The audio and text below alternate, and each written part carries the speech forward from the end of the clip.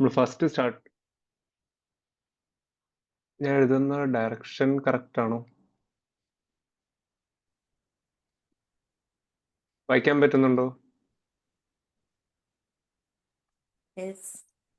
Reverse ഓർഡറിൽ correct ഓർഡറിൽ തന്നെയല്ലേ വരുന്നത്? റിവേഴ്സ് ആയിട്ടൊന്നും അല്ലല്ലോ വരുന്നത്.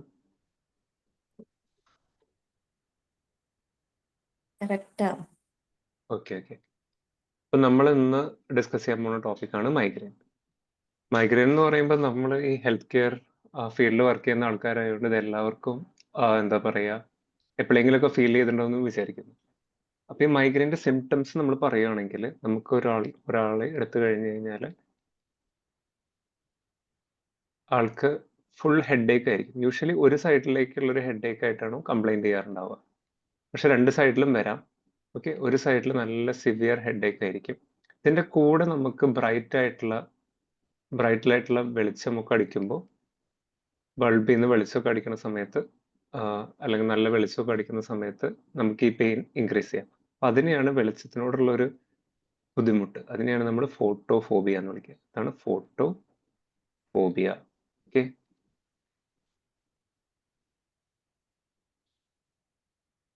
ഒരു സെക്കൻഡ്.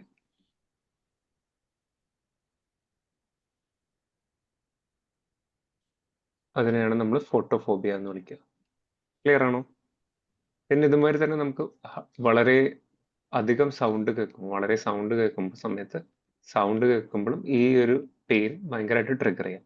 അപ്പൊ അതിനെയാണ് ഫോണോഫോബിയ എന്ന് വിളിക്കുക. ഫോണോഫോബിയ. ഓക്കെ, ഇപ്പൊ ഫോട്ടോഫോബിയ ഉണ്ടാവും, ഫോണോഫോബിയ ഉണ്ടാവും. പിന്നെ നമുക്ക് തലയ്ക്ക് ചുറ്റും എന്തോ ഒരു കുറെ കളേഴ്സ് ഒക്കെ നമുക്ക് ഫീൽ ചെയ്യാൻ പറ്റും. അതിനെയാണ് നമ്മൾ ഓറ എന്ന് വിളിക്കുക. ഓറ. പിന്നെ നമുക്ക് വോമിറ്റ് ചെയ്യാൻ തോന്നും, പേഷ്യന്റ് വോമിറ്റ് ചെയ്യാൻ തോന്നും. അതേമാതിരി തന്നെ ചില സ്മെല്ലിനോടുള്ളൊരു അവേർഷൻ വരും. സ്മെല്ലിനോടൊന്നും ഇഷ്ടമുണ്ടാവില്ല. അപ്പൊ ഇതിനെയാണ് മൈഗ്രെയിൻ എന്ന് വിളിക്കുന്നത്. മൈഗ്രെയിൻ ഒരു സാധാരണ ഹെഡേക്ക് അല്ല. ഇതുമാതിരി തന്നെ നമ്മുടെ പേഷ്യന്റെ ഫേസ് എടുക്കുകയാണെങ്കിൽ പേഷ്യന്റെ സൈഡിൽ ഈ നെറ്റിയുടെ അവിടെയായിട്ട് നമുക്ക് ആർട്ടറിയുടെ പൾസേഷൻ നമുക്ക് ഫീൽ ചെയ്യാൻ പറ്റും. ടെമ്പറൽ ആർട്ടറിയുടെ പൾസേഷൻ നമുക്ക് ഫീൽ ചെയ്യാൻ പറ്റും. ടെമ്പോറൽ ആർട്ടറിയുടെ പൾസേഷൻ നമുക്ക് ഫീൽ ചെയ്യാൻ പറ്റും. ഇതൊക്കെയാണ് നമ്മുടെ മൈഗ്രെയിന്റെ സിംറ്റംസ്. ഈ മൈഗ്രെയിൻ എന്തുകൊണ്ടാണ് ഉണ്ടാവുന്നതെന്ന് നമുക്കൊന്ന് നോക്കാം. അപ്പൊ മൈഗ്രെയിൻ ഉണ്ടാവാൻ കാരണം നമുക്ക് ഇപ്പോഴത്തെ സ്റ്റഡീസ് വെച്ച് പറയുന്നത്, ഇപ്പൊ നമ്മുടെ പേഷ്യന്റിന്റെ എന്താണ് നമ്മുടെ ക്രേനിയൽ, നമ്മുടെ ഹെഡിലത്തെ പേഷ്യന്റിന്റെ ഹെഡ്, അതായത് പേഷ്യന്റിന്റെ ബ്രെയിനിലത്തെ ക്രേനിയൽ ബ്ലഡ് വെസൽസിനെ പറ്റിയാണ് ഞാൻ പറയുന്നത്. പേഷ്യന്റ് ഉള്ളിലത്തെ ബ്ലഡ് വെസൽസ്, ഹെഡിന്റെ ഉള്ളിലത്തെ ബ്ലഡ് വെസൽസ്. ഓക്കെ, ഇതാണ് പേഷ്യന്റിന്റെ ഹെഡിന്റെ ഉള്ളിലത്തെ ബ്ലഡ് വെസൽ. ഈ ബ്ലഡ് വെസൽ യൂഷ്വലി നമ്മുടെ നെർവ്സ് ഇനർവേറ്റ് ചെയ്തിട്ടുണ്ടോ. ഈ നെർവ് ഈ ക്രേനിയൽ ബ്ലഡ് വെസൽസിനെ ഇനർവേറ്റ് ചെയ്യുന്ന നെർവിനെ നമ്മൾ ട്രൈജെമിനൽ നെർവ് എന്നാണ് വിളിക്കുക. കേട്ടോ, എന്താണ് ട്രൈജെമിനൽ നെർവ്? ഓക്കെ, ഈ ട്രൈജെമിനൽ നെർവ് ഈ ക്രേനിയൽ ബ്ലഡ് വെസൽസ്, ഇതെന്താണ് ക്രേനിയൽ ബ്ലഡ് വെസൽ.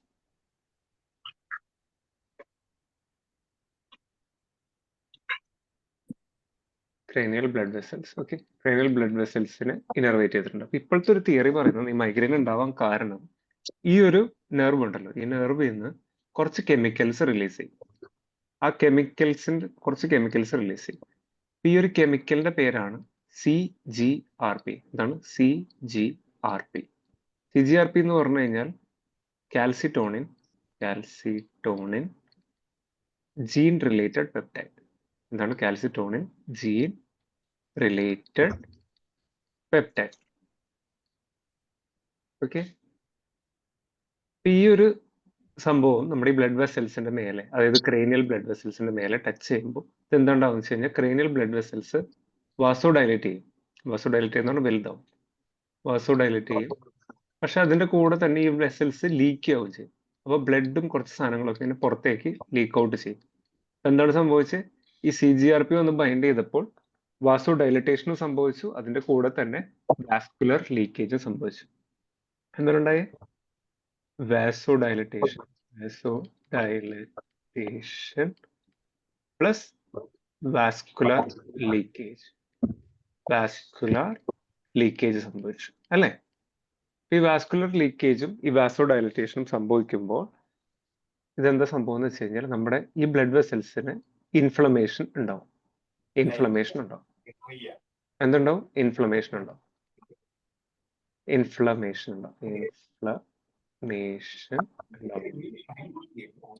ഈ പറഞ്ഞ കാര്യങ്ങൾ ആർക്കെങ്കിലും ഒന്ന് പറയാൻ പറ്റുമോ?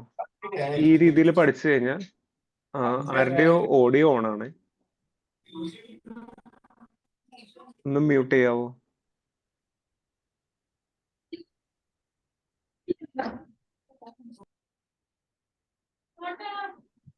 കേട്ടോ?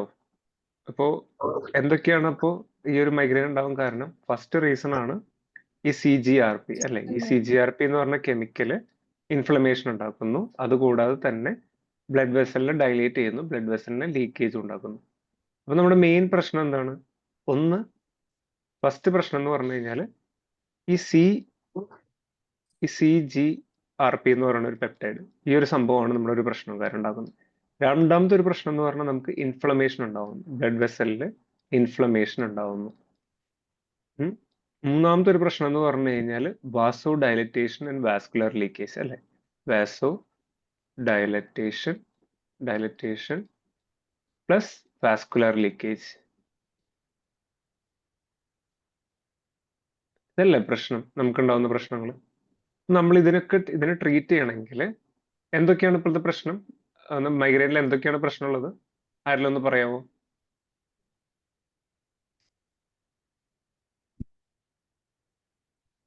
Photophobia or vomit, smell, okay, photophobia, intolerance, phonophobia, സ്മെല്ലിനോട് ഉള്ള ഒരു ദേഷ്യം. temporal artery pulsation present. Okay, അപ്പൊ അതൊക്കെയാണ് സിംറ്റംസ്. പക്ഷെ എന്താണ് പ്രശ്നം ഉണ്ടാക്കുന്നത്? മെയിൻ പ്രശ്നം ഉണ്ടാക്കുന്ന റീസൺ എന്താണ്? എന്തുകൊണ്ടൊക്കെയാണ് പ്രശ്നം ഉണ്ടാകുന്നത്? ഒന്ന് CGRP എന്ന് പറയുന്ന ഒരു പ്രോട്ടീൻ ഉള്ളതുകൊണ്ട്, പിന്നെ വാസ്കുലർ ഇൻഫ്ലമേഷൻ ഉണ്ടാവുന്നു, പിന്നെ വാസോ ഡയലറ്റേഷനും വാസ്കുലർ ലീക്കേജും.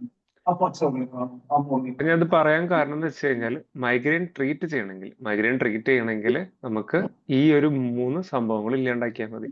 അപ്പൊ നമ്മൾ CGRPനെ നമ്മൾ ഇല്ലാണ്ടാക്കണം. അപ്പൊ അതിന് നമ്മൾ എന്താണ് യൂസ് ചെയ്യുക?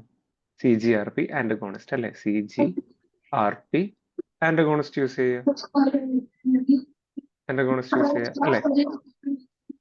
രണ്ടാമത്തത് ഇൻഫ്ലമേഷൻ കുറയ്ക്കാനായിട്ട്. ഇൻഫ്ലമേഷൻ കുറയ്ക്കണമെങ്കിൽ നമ്മൾ ആരുടെ ഒരാളുടെ ഓഡിയോ ഓൺ ആണ്.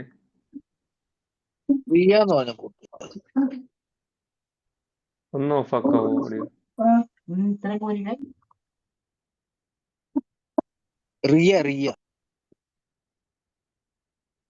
ഓക്കെ, അടുത്തത് ഇൻഫ്ലമേഷൻ ഉണ്ട്.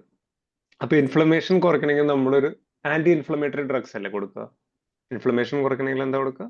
Anti inflammatory drugs. അപ്പൊ ആന്റി ഇൻഫ്ലമേറ്ററി നമ്മൾ കൂടുതലും യൂസ് ചെയ്യുന്നത് എന്താണ്? NSAIDs.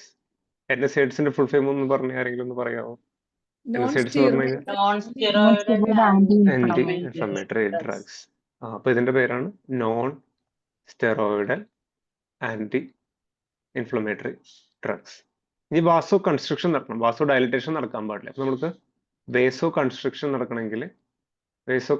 നടക്കണമെങ്കിൽ നമുക്ക് അതിന് വേണ്ടിയിട്ട് ഒരു പ്രത്യേക ഒരു റിസെപ്റ്ററിനെ നമ്മൾ ആക്ടിവേറ്റ് ചെയ്യണം. ആ റിസെപ്റ്ററിന്റെ പേരാണ് സെറോട്ടോണിന്റെ 5-HT1B1D പറഞ്ഞ റിസെപ്റ്ററിനെ ഫുൾ ആയിട്ട് അഗോണൈസ് ചെയ്യാൻ പറ്റില്ല, പാർഷ്യലി അഗോണൈസ് ചെയ്യണം. പാർഷ്യൽ അഗോണിസ്റ്റുകൾ കൊടുക്കണം. മനസ്സിലാവുന്നുണ്ട്? എന്താണ് റിസെപ്റ്ററിന്റെ പേര്? 5-HT1B1D എന്ന് പറഞ്ഞ റിസെപ്റ്ററിനെ പതുക്കെ, അതായത് പാതി അഗോണൈസ് ചെയ്യണം. അതിനാണ് 5-HT1B1D പാർഷ്യൽ അഗോണിസ്റ്റ് എന്ന് വിളിക്കുന്നത്. കേട്ടോ? അപ്പൊ ഇതിൽ 2 ടൈപ്പ് ഡ്രഗ്സ് ഉണ്ട്. ഇതിൽ ഫസ്റ്റ് നമ്മൾ പഠിക്കാൻ പോകുന്നതാണ് ട്രിപ്റ്റൻസ്. എന്താണ്? Partial agonist at serotonin. അതായത് 5-HT എന്ന് പറഞ്ഞ സെറോട്ടോണിൻ ആണ്. സെറോട്ടോണിന്റെ 1D റിസെപ്റ്ററിൽ partial agonist. 5-HT1B1D partial agonist ആണ് ട്രിപ്റ്റൻസ്. ട്രിപ്റ്റൻസിന് കുറച്ച് ഒരു എക്സാമ്പിൾ എങ്കിലും പഠിക്കുകയാണെങ്കിൽ നമ്മൾ സുമാട്രിപ്റ്റിൻ ആണ് യൂസ് ചെയ്യുന്നത്. കേട്ടോ? സുമാട്രിപ്റ്റിൻ. പിന്നെ നമ്മൾ ഇതേ മെക്കാനിസത്തിൽ തന്നെ വേറൊരു ടൈപ്പ് ഓഫ് ഡ്രഗ് കൂടിയുണ്ട്. അതിനെയാണ് ഡ്രഗ്സ് എന്ന് വിളിക്കുന്നത്. Ergo drugs. എർഗോ ഡ്രഗ്സ് എന്ന് പറഞ്ഞാൽ എർഗോട്ടമീൻ എക്സെട്ര കേട്ടോ, എർഗോട്ടമീൻ ഒക്കെ. ഈ രണ്ട് ഡ്രഗ്സും എന്താണ് ഉണ്ടാക്കുന്നത്? ഇത് രണ്ടും വേസോ കൺസ്ട്രക്ഷൻ ഉണ്ടാക്കും അല്ലെ, വേസോ കൺസ്ട്രക്ഷൻ ഉണ്ടാക്കും. ഈ സുമാട്രിപ്റ്റന്റെ ഒരു പ്രശ്നം എന്ന് വെച്ച് കഴിഞ്ഞാൽ ഇത് ഈ വേസോ കൺസ്ട്രക്ഷൻ നമ്മുടെ ഇത് ബ്രെയിനിലല്ലേ വേസോ കൺസ്ട്രക്ഷൻ ഉണ്ടാവുന്നത്, മൈഗ്രെയിൻ ഉണ്ടാവുന്നത് ബ്രെയിനിലല്ലേ. ബ്രെയിനിൽ വേസോ കൺസ്ട്രക്ഷൻ ഉണ്ടാക്കുമ്പോൾ ഇതെന്ത് ചെയ്യും, നമ്മുടെ ഇത് കൂടാതെ തന്നെ നമ്മുടെ ഹാർട്ടിൽ, യൂഷ്വലി ഇത് എവിടെയാണ് ഉണ്ടാക്കേണ്ടത്, ബ്രെയിനിലാണ് ഉണ്ടാക്കേണ്ടത് അല്ലേ. ബ്രെയിനിലാണ് യൂഷ്വലി വാസോ കൺസ്ട്രക്ഷൻ നടക്കുന്നത്. പക്ഷെ ഇതെന്ത് ചെയ്യുന്നത് വെച്ച് കഴിഞ്ഞാൽ നമ്മുടെ ഹാർട്ടിലത്തെ കൊറോണറി വെസൽസ് ഉണ്ടല്ലോ, കൊറോണറി വെസൽസിനും വാസോ കൺസ്ട്രക്ഷൻ ഉണ്ടാക്കും. അപ്പൊ അങ്ങനെ ഉണ്ടാക്കുമ്പോൾ എന്താ ഉണ്ടാവുക, കൊറോണറി വാസോസ്പാസം ഉണ്ട്, കൊറോണറി വേസോസ്പാസം ഉണ്ടാവും. കാണുന്നുണ്ടോ? കൊറോണറി വേസോ സ്പാസം ഉണ്ടാകും. അപ്പോ ഈ ഒരു സംഭവം എന്ന് വെച്ചാൽ കൊറോണറി ആർട്ടറിനെ കൺസ്ട്രക്ട് ചെയ്യും. അപ്പൊ ഈ ഒരു സംഭവം നമ്മൾ ഹാർട്ട് പേഷ്യൻസിന് കൊടുക്കാൻ പാടുന്നുണ്ടോ?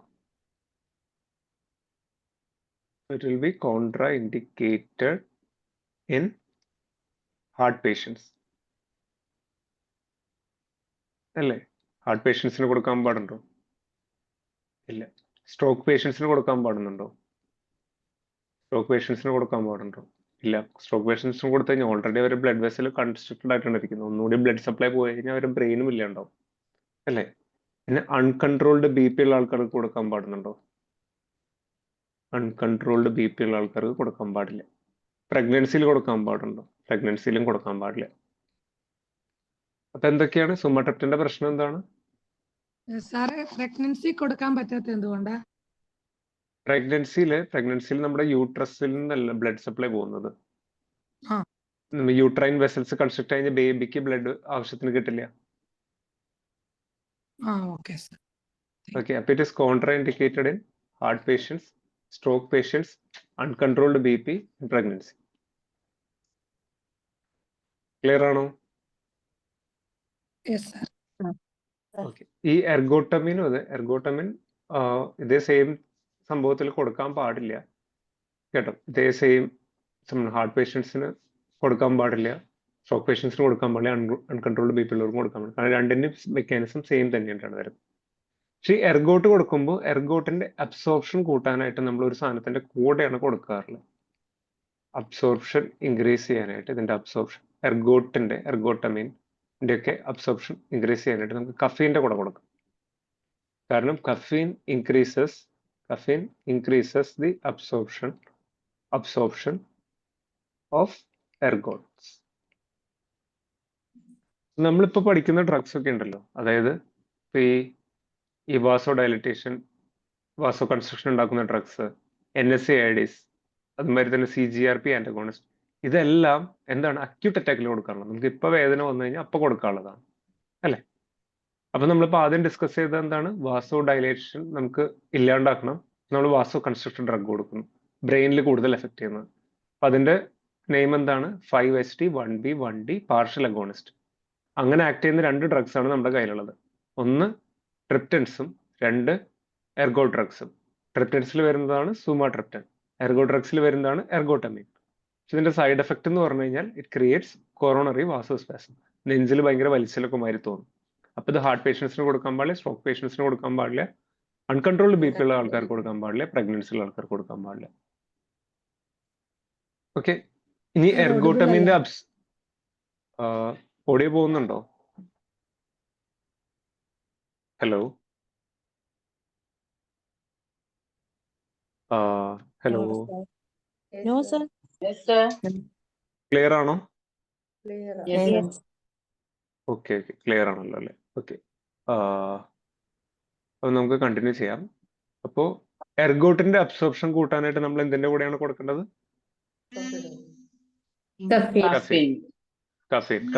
കഫീന്റെ കൂടെ. ഓക്കെ, ഞാൻ ഒരു കാര്യം ചോദിച്ചോട്ടെ, നമ്മളിപ്പോ ട്രിപ്റ്റൻസും എർഗോ ഡ്രഗ്സും ഒരുമിച്ച് കൊടുക്കാൻ പാടുണ്ടോ? ഒരുമിച്ച് കൊടുക്കാൻ പാടുണ്ടോ ഈ രണ്ട് ഡ്രഗ്സും? ഓക്കെ, അപ്പൊ നമ്മൾ എന്താ ചെയ്യണ്ടേ? We should not give triptans and ergots. ട്രിപ്റ്റൻസും എർഗോട്സും should not be given together കേട്ടോ. Should not be given together. ഇപ്പൊ 2 ഡോസ് തമ്മിൽ at least greater than 24 hours difference ഉണ്ടെങ്കിൽ മാത്രമേ നമുക്ക് 2 ഡ്രഗും മാറ്റി മാറ്റി കൊടുക്കാൻ പറ്റുള്ളൂ. 24 അവേഴ്സിനുള്ളിൽ ഇപ്പോൾ ട്രിപ്റ്റൻ കൊടുത്തിട്ട് 24 അവേഴ്സിനുള്ളിൽ എർഗോട്ടമിൻ കൊടുക്കാൻ പാടില്ല. എർഗോട്ടമിൻ കൊടുത്തിട്ട് 24 അവേഴ്സിനുള്ളിൽ ട്രിപ്റ്റൻ കൊടുക്കാൻ പാടില്ല. അതിന് കൂടുതലായാൽ മാത്രമേ നമുക്ക് കൊടുക്കാൻ പറ്റുള്ളൂ. അല്ലെങ്കിൽ രണ്ടിന്റെയും കൂടി ആക്ഷൻ ഡെവലപ്പ് ചെയ്യും, പേഷ്യന്റിന് ഭയങ്കര ചെസ്റ്റ് പെയിൻ വരാം, സ്ട്രോക്കിനുള്ള ചാൻസ് കൂടാം കേട്ടോ. അപ്പൊ കുറച്ച് കെയർഫുൾ ആയിട്ട് കൊടുക്കേണ്ട ഡ്രഗ്സ് ആണ് ഇത് കേട്ടോ. ഇത് അക്യൂട്ട് അറ്റാക്കിന് കൊടുക്കുന്ന ഡ്രഗുകൾ. അടുത്തത് NSAIDs. NSAIDsന്റെ കുറച്ച് എക്സാമ്പിൾസ് പറയാമോ? Acetaminophen. Celecox, okay, paracetamol, celecox, celecoxib. പക്ഷെ നമ്മൾ ഏറ്റവും കൂടുതൽ മൈഗ്രെയിനിൽ കൊടുക്കുന്നത് എന്താണ്? നാപ്രോക്സിൻ അല്ല കൊടുത്തു കാണാറില്ല. ഏറ്റവും കൂടുതൽ കൊടുക്കാറുള്ളത് നാപ്രോക്സിൻ ആണ്. പാരസെറ്റമോൾ, സെലിക്കോപ്സിക്, എറ്റോറിക്കോപ്സിക് എല്ലാം കൊടുക്കാം കേട്ടോ. ഇനി നമുക്ക് ഒരു കാര്യം ആലോചിച്ചോട്ടെ. ഈ നമുക്ക് എന്താ പറയാ, ഈ മൈഗ്രെയിൻ വരുന്ന സമയത്ത് നോസിയ വോമിറ്റിംഗ് ഉണ്ടാവില്ലേ? ഉം. നോസിയ പ്ലസ് വോമിറ്റിംഗ് ഉണ്ടാവില്ലേ? അപ്പൊ അതിന് ട്രീറ്റ് ചെയ്യാനായിട്ട് നമ്മൾ എന്താ കൊടുക്കേണ്ടത്?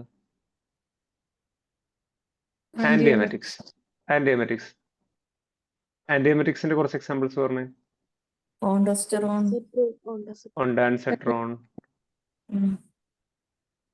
ഒണ്ടാൻസെട്രോൺ, മെറ്റോക്ലോപ്രോമൈഡ്, ഡോംപെരിഡോൺ. ഡോംപെരിഡോൺ എക്സെട്ര അല്ലെ. നമ്മൾ ഇപ്പൊ പഠിക്കാൻ പോകുന്ന ഇത്രയും ഡ്രഗ്സ് നമ്മൾ പഠിച്ചു. 3 ക്ലാസിഫിക്കേഷൻ പഠിച്ചു. ഒന്ന് വാസോ കൺസ്ട്രക്ടേഴ്സ് പഠിച്ചു, പിന്നെ NSAIDs പഠിച്ചു, പിന്നെ നോസിയ വോമിറ്റിംഗ് പ്രിവെന്റ് ചെയ്യാനായിട്ട് ആന്റിഎമറ്റിക്സ് പഠിച്ചു. ഇനി നമ്മുടെ ലേറ്റസ്റ്റ് ഡ്രഗ്സ് എന്ന് പറഞ്ഞാൽ ഇപ്പോൾ ലേറ്റസ്റ്റ് ആയിട്ട് നമ്മൾ ഈ തെറാപ്പിക്ക് യൂസ് ചെയ്യുന്ന ഡ്രഗ്സിന്റെ പേരാണ് CGRP ആന്റഗോണിസ്റ്റ് കേട്ടോ.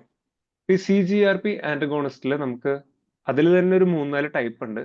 നമ്മൾ അത്രയും ഡീറ്റെയിലിൽ പോകണ്ട, നമ്മൾ കുറച്ച് എക്സാമ്പിൾസ് ആയിട്ട് പഠിക്കാം. CGRP ആന്റഗോണിസ്റ്റിന്റെ എക്സാമ്പിൾ യൂഷ്വലി ഈ ഡ്രഗ്സ് ഫസ്റ്റ് ക്ലാസ്, ഇതിൽ തന്നെ ഒരു ഫസ്റ്റ് ക്ലാസ് വരുന്നത് Gepants എന്ന് വെച്ചിട്ടാണ് വരുന്നത്. Gepant. ഓക്കെ, ഒരു എക്സാമ്പിൾ ആണ് Rimegepant. മനസ്സിലാവുന്നുണ്ടോ? Gepants ആണ് എക്സാമ്പിൾ. ഒരു എക്സാമ്പിൾ Rimegepant. ഇനി രണ്ടാമത് നമുക്കൊരു മോണോക്ലോണൽ ആന്റിബോഡി കൊടുക്കാം. എന്ത് കൊടുക്കാം? ഒരു മോണോക്ലോണൽ ആന്റിബോഡി കൊടുക്കാൻ പറ്റും. മോണോക്ലോണൽ ആന്റിബോഡി കൊടുക്കാം. അപ്പൊ ഇതിന്റെ പേരാണ് എറിനുമാബ്. നമുക്ക് ഈ പേരിൽ നിന്നത് എങ്ങനെയാണ് ഒരു മോണോക്ലോണൽ ആന്റിബോഡി ആണ് മനസ്സിലാക്കുക? എറിനുമാബ്. ഇതിന്റെ ലാസ്റ്റ് ലെറ്റർ ശ്രദ്ധിച്ച് MAB stands for monoclonal antibody. രണ്ടാമത്തെ ഡ്രഗ് എന്താണ്? എറിനുമാബ്. മനസ്സിലായി? ഫസ്റ്റ് യൂഷ്വലി ഇതിന്റെ ക്ലാസ് എന്താണ്? Rimegepant. CGRP ആന്റഗോണിസ്റ്റിനെ വിളിക്കുന്നതാണ് Rimegepant. രണ്ടാമത്തെ ക്ലാസ് എന്താണ്? Monoclonal antibodies. മോണോക്ലോണൽ ആന്റിബോഡിയിൽ എന്താണ് വരുന്നത്? എറിനുമാബ്. ഓക്കെ, ലാസ്റ്റ് അക്ഷരം നോക്കിയാൽ മതി, MAB, മോണോക്ലോണൽ ആന്റിബോഡി. എന്താണ്? MAB ആണ്. ക്ലിയർ ആണോ? ഇനി ഇപ്പൊ ലേറ്റസ്റ്റ് ആയിട്ട് അപ്രൂവ് ചെയ്ത ഒരു ഡ്രഗും കൂടി ഉണ്ട്, ലാസ്മെഡിറ്റാൻ എന്ന് പറഞ്ഞിട്ട്. ലാസ്മെഡിറ്റാൻ. ഓക്കെ, എന്തൊക്കെയാണെന്ന് റിപ്പീറ്റ് ചെയ്യാവോ? CGRP ആന്റഗോണിസ്റ്റുകളുടെ പേരൊന്ന് റിപ്പീറ്റ് ചെയ്യാവോ?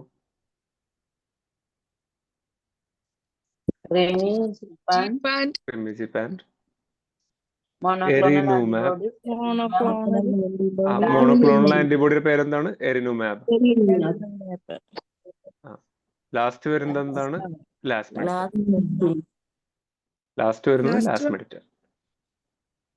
അപ്പൊ ഈ പഠിച്ച സംഭവങ്ങളൊക്കെ എന്താണ്? ഇതെല്ലാം നമ്മളിപ്പോ പഠിച്ചതെല്ലാം it is for the acute അറ്റാക്കിന്റെ ട്രീറ്റ്മെന്റ് ആയിരുന്നു. എന്തിന്റെ ആയിരുന്നു ഇതെല്ലാം പഠിച്ചത്? നമ്മൾ എന്തിന്റെ ആയിരുന്നു? അക്യൂട്ട് അറ്റാക്കിനായിരുന്നു. ഓക്കെ, ഇപ്പൊ ഉണ്ടായ ഒരു അറ്റാക്കിനായിരുന്നു. ഇനി നമുക്കൊരു പേഷ്യന്റിന്, ഇപ്പൊ ഞാൻ ഒരു കാര്യം ചോദിച്ചു, ഇപ്പൊ ഒരു ചില മൈഗ്രെയിൻ പേഷ്യൻസിനൊക്കെ ഒരു എന്താ പറയാ, ദേ വിൽ ഹാവ് ഒരു greater than equal to 4 episodes per month. അതായത് ഒരു എപ്പിസോഡ് വന്ന് 2 ദിവസമൊക്കെ ചിലവർക്ക് പോകും. നല്ല സിവിയർ ആയിട്ട് 4-ലും കൂടുതൽ എപ്പിസോഡ് വരുവാണ്. അല്ലെങ്കിൽ ഭയങ്കര ഡിസേബിളിംഗ് ആയിട്ട് ഒന്നും ചെയ്യാൻ പറ്റുന്നില്ല, ഭയങ്കര ഡിസേബിളിംഗ് ആയിട്ടുള്ള അറ്റാക്സ് വരുവാണ് പേഷ്യന്റിന് റിക്കറന്റ്ലി. അല്ലെങ്കിൽ പേഷ്യന്റിന് നമ്മളിപ്പോൾ അക്യൂട്ട് അറ്റാക്കിന് കൊടുത്ത അക്യൂട്ട് ഡ്രഗ്സ് വർക്ക് ചെയ്യുന്നില്ലെങ്കിൽ ഈ ഒരു 3 അവസ്ഥകളിൽ നമ്മൾ പേഷ്യന്റ് എന്ത് ചെയ്യണം? പേഷ്യന്റ് നമുക്ക് പ്രോഫൈലാക്സിസിൽ കൊടുക്കണം. പേഷ്യന്റ് വരാണ്ടിരിക്കാനായിട്ട് നോക്കണം. ഇനി ഒരു അറ്റാക്ക് വരാണ്ടിരിക്കാൻ നോക്കണം. അതിനെന്താണ് വിളിക്കുന്നത്? പ്രോഫൈലാക്സിസ് ഓഫ് മൈഗ്രെയിൻ. പ്രോഫൈലാക്സിസ് ഓഫ് മൈഗ്രെയിനിന് നമ്മൾ കൊടുക്കാൻ പറ്റുന്ന കുറച്ച് ഡ്രഗ്സ് ഉണ്ട്. പഠിക്കാനായിട്ട് ആക്ച്വലി വളരെ എളുപ്പമാണ്. ഫസ്റ്റ് എന്ന് പറഞ്ഞു കഴിഞ്ഞാൽ A, B, C, D. ഇത്രയാണ്. A stands for anti-epileptics.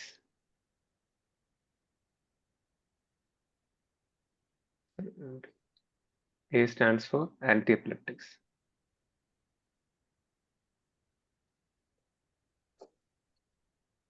A stands for anti-epileptics. എന്തൊക്കെയാണ്? Anti-epileptics. Anti-epilepticsന്റെ എക്സാമ്പിൾസ് എന്തൊക്കെയാണ്? ഫിനിറ്റോയിൻ, ഫെനറ്റോയിൻ ഒക്കെ ഉണ്ട്.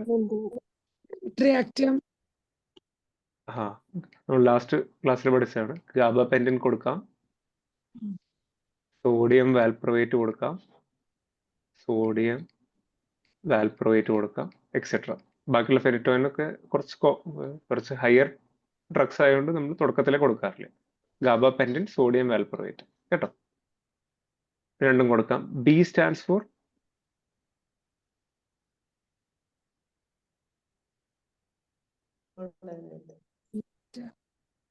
B എന്ന് പറഞ്ഞാൽ beta blockers. Very good. Beta blockers നമ്മൾ എന്തൊക്കെയാണ് കൊടുക്കാറില്ല? ബീറ്റ ബ്ലോക്കേഴ്സ് യൂഷ്വലി നമ്മൾ കൊടുക്കുന്നത് പ്രൊപ്രാനോൾ. മിക്ക പേഷ്യൻസും പ്രൊപ്രാനോൾ ആയിരിക്കും. കേട്ടോ, പ്രൊപ്രാനോൾ ബീറ്റ ബ്ലോക്കർ നല്ലൊരു ചോയ്സ് ആണ്. പിന്നെ നമുക്ക് കൊടുക്കാൻ പറ്റുന്നതാണ് calcium channel blocker. C stands for calcium channel blocker. Calcium channel blockers നമ്മൾ നേരത്തെ ക്ലാസ്സിൽ പഠിച്ചിട്ടുണ്ടായിരുന്നു. പക്ഷെ ഇതിൽ നമ്മൾ കുറച്ചും കൂടി ഡീറ്റെയിലിൽ പഠിക്കുന്നത് ഒരു കാൽഷ്യം ചാനൽ ബ്ലോക്കർ ഉണ്ട്. അതിന്റെ പേരാണ് ഫ്ലൂണാറസിൻ. ഈ ഫ്ലൂണാറസിന്റെ പ്രത്യേകത വെച്ച് കഴിഞ്ഞാൽ ദിസ് ഈസ് സെറിബ്രോ സെലക്റ്റീവ്. അതായത് മെയിൻലി ബ്രെയിനിനെ മാത്രം സെലക്ട് ചെയ്യുന്നത്. Cerebro selective calcium channel blocker ആണ്. എന്താണ്? Cerebro selective calcium channel blocker. അപ്പൊ നമ്മൾ പ്രൊഫൈലാക്സിസിൽ വളരെ കോമൺ ആയിട്ട് പ്രിസ്ക്രൈബ് ചെയ്യുന്ന ഡ്രഗ് ആണ് ഫ്ലൂണാറസിൻ. കേട്ടോ, ഫ്ലൂണാറസിൻ ഓർത്ത് വെക്കണേ. Flunarizine is a cerebro selective calcium channel blocker. ഈ last ABCD. D stands for anti depressants ആണ് നമ്മൾ കൊടുക്കേണ്ടത്. ആന്റിഡിപ്രസൻസും കൊടുക്കാം. ആന്റിഡിപ്രസൻസ് നമ്മൾ കൂടുതലും മെയിൻ പറയുന്നത് ട്രൈ കാർബോക്സിലിക് ആസിഡ് എന്ന് പറഞ്ഞൊരു ഗ്രൂപ്പാണ്. അതിലത്തെ മെയിൻ ഡ്രഗാണ് അമിട്രിപ്റ്റിലിൻ. കേട്ടോ, എന്താണ് ABCD എന്ന് പറഞ്ഞ് പ്രൊഫൈലാക്സിസ് ഓഫ് മൈഗ്രെയിൻ കൊടുക്കുന്ന ഡ്രഗ്സ് എന്തൊക്കെയാണ്? A stands for anti-epileptics such as gabapentin, sodium valproate.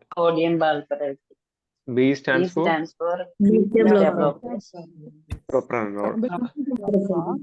C stands for calcium channel blockers. Flunaricin. D stands for antidepressant. Amitriptyline. Okay, ഇത്രയും പഠിച്ചല്ലോ. അപ്പൊ നമ്മുടെ മൈഗ്രെയിൻ്റെ ട്രീറ്റ്മെന്റ് ഏതാണ്ടൊക്കെ കംപ്ലീറ്റ് ആയി അല്ലേ? ഇനി നമ്മൾ നേരെ പോകാൻ പോകുന്നതാണ് NSAIDs. ഇവിടെ നമ്മൾ NSAIDs എന്ന് പറഞ്ഞ് പഠിച്ചല്ലോ. NSAIDs പഠിക്കണമെങ്കിൽ NSAIDസും കാര്യങ്ങളൊക്കെ പഠിക്കണമെങ്കിൽ നമുക്ക് പ്രോസ്റ്റാഗ്ലാൻഡിൻ എന്ന് പറഞ്ഞൊരു സംഭവം പഠിക്കണം. നമ്മൾ എങ്ങനെയാണ് പ്രോസ്റ്റാഗ്ലാൻഡിൻ പഠിക്കാൻ പോകുന്നത് നമുക്ക് നോക്കാം. നമ്മൾ ഈ ഒരു ഫിഗർ ഒന്ന് നോക്കണേ. ഇതെന്ന് പറഞ്ഞു കഴിഞ്ഞാൽ നമ്മുടെ ബോഡിയിൽ പ്രോസ്റ്റാഗ്ലാൻഡിൻസ് എന്ന് പറഞ്ഞാൽ കുറച്ച് നമ്മുടെ ബോഡിയിൽ ഇപ്പൊ എന്തെങ്കിലും ഇൻഫ്ലമേഷൻ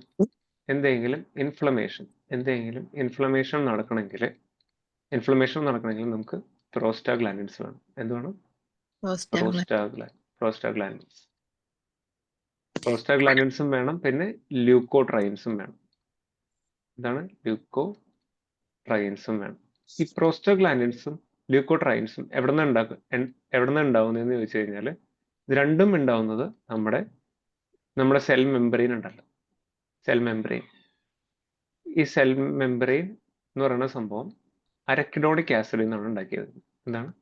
അരക്കിഡോണിക് ആസിഡ്. ഈ സെൽ മെമ്പറൈൻ്റെ ഉള്ളിൽ നിന്ന് ഇത് പൊട്ടിയിട്ടാണ് ഈ പ്രോസ്റ്റാഗ്ലാൻഡിൻസും ല്യൂക്കോട്രൈൻസും ഉണ്ടാവുന്നത്. അപ്പം ഒന്ന് ആലോചിക്കുക, മെമ്പറൈൻ്റെ ഉള്ളിൽ കുറേ ഫോസ്ഫോലിപ്പിഡ്സ് ഉണ്ട്. അപ്പൊ അതിന്റെ മേലെ ഒരു ഫോസ്ഫോലിപ്പേസ് A2 എന്ന് പറയുന്ന എൻസൈം ആക്ട് ചെയ്യുമ്പോൾ അരക്കിഡോണിക് ആസിഡ് ഉണ്ടാവും. പക്ഷെ ഇത്രയും നമ്മൾ പഠിക്കേണ്ട ആവശ്യമില്ല. ഈ അരക്കിഡോണിക് ആസിഡിൽ നിന്ന് നമുക്ക് 2 ഡെറിവേറ്റീവ്സ് ആണുള്ളത്. ഒന്ന് സൈക്ലോ ഓക്സിജനേസ് എന്ന് പറഞ്ഞ ഒരു പാത്വേയിലേക്ക് പോവാം, അല്ലെങ്കിൽ ലൈപ്പോ ഓക്സിജനേസ് എന്ന് പറഞ്ഞ പാത്വേയിലേക്ക് പോവാം. ഓക്കെ, അപ്പൊ എന്താണ്? ഞാൻ ഒന്ന് സൈഡിലേക്ക് എഴുതാം. നമ്മുടെ മെംബ്രെയിൻ, നമ്മുടെ സെൽ മെംബ്രെയിൻ, ഇതെന്താണ്? നമ്മുടെ സെൽ മെംബ്രെയിൻ. സെൽ മെംബ്രെയിൻ ആണത്. ഈ സെൽ മെംബ്രെയിനിൽ നിന്ന്, സെൽ മെംബ്രെയിൻ്റെ ഉള്ളിൽ കുറെ ഫോസ്ഫോലിപ്പിഡ്സ് ഉണ്ട്. रोनी बात नहीं ഫോസ്ഫോലിപ്പിഡ്സ് ഉണ്ട്. ഫോസ്ഫോലിപ്പിഡ്സ്. ഈ ഫോസ്ഫോലിപ്പിഡ്സ് എന്താകുന്നു? ഇത് അരക്കിഡോണിക് ആസിഡ് ആണ്. അരക്കിഡോണിക് ആസിഡായി മാറും. ഒരു എൻസൈം വെച്ചിട്ട്. എൻസൈമിന്റെ പേര് ഫോസ്ഫോലിപ്പേസ് A2 എന്നാണ്. ഈ അരക്കിഡോണിക് ആസിഡിൽ നിന്നാണ് നമുക്ക് പ്രോസ്റ്റാഗ്ലാൻഡിൻ ഉണ്ടാവുന്നത്. അപ്പോൾ പ്രോസ്റ്റാഗ്ലാൻഡിൻ ഉണ്ടാവണമെങ്കിൽ 2 എൻസൈം ഇതിന്റെ മേലെ ആക്ട് ചെയ്യണം. COX-1 ഉം COX-2. ഓക്കെ, ഈ COX-1 ആക്ട് ചെയ്ത് കഴിഞ്ഞ് കഴിഞ്ഞാൽ നമുക്ക് ഉണ്ടാവുന്ന എൻസൈംസ് ആണ് prostaglandin E1, prostaglandin E2. COX-2 act ചെയ്തുണ്ടാവുന്നതാണ്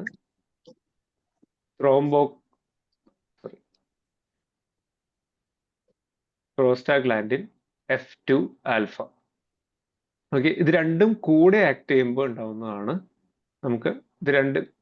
COX-1 act ചെയ്താലും ത്രോംബോക്സൈൻ A2 ഉണ്ടാവും, ഇവിടെ ആക്ട് ചെയ്താലും ത്രോംബോക്സൈൻ A2 ഉണ്ടാവും. മനസ്സിലായി? ഈ COX-1 COX-2 എന്ന് പറയുന്ന സംഭവം ആക്ട് ചെയ്ത് കഴിഞ്ഞാൽ നമുക്ക് കുറേ പ്രോസ്റ്റാഗ്ലാൻഡിൻസ് കിട്ടും. അത്രയ്ക്കും മനസ്സിലായോ? ഈ പ്രോസ്റ്റാഗ്ലാൻഡിൻസിന്റെ പേരൊന്ന് പറയാമോ? എന്തൊക്കെയാണ് പ്രോസ്റ്റാഗ്ലാൻഡിൻസ് നമുക്ക് കിട്ടാൻ പോകുന്നത്? അരക്കിഡോണിക് ആസിഡിന്റെ മേലെ കോക്സ്, അതായത് സൈക്ലോ ഓക്സിജനേസ് എന്ന് പറഞ്ഞ ഒരു എൻസൈം. ഒന്നുകൂടെ എഴുതാം.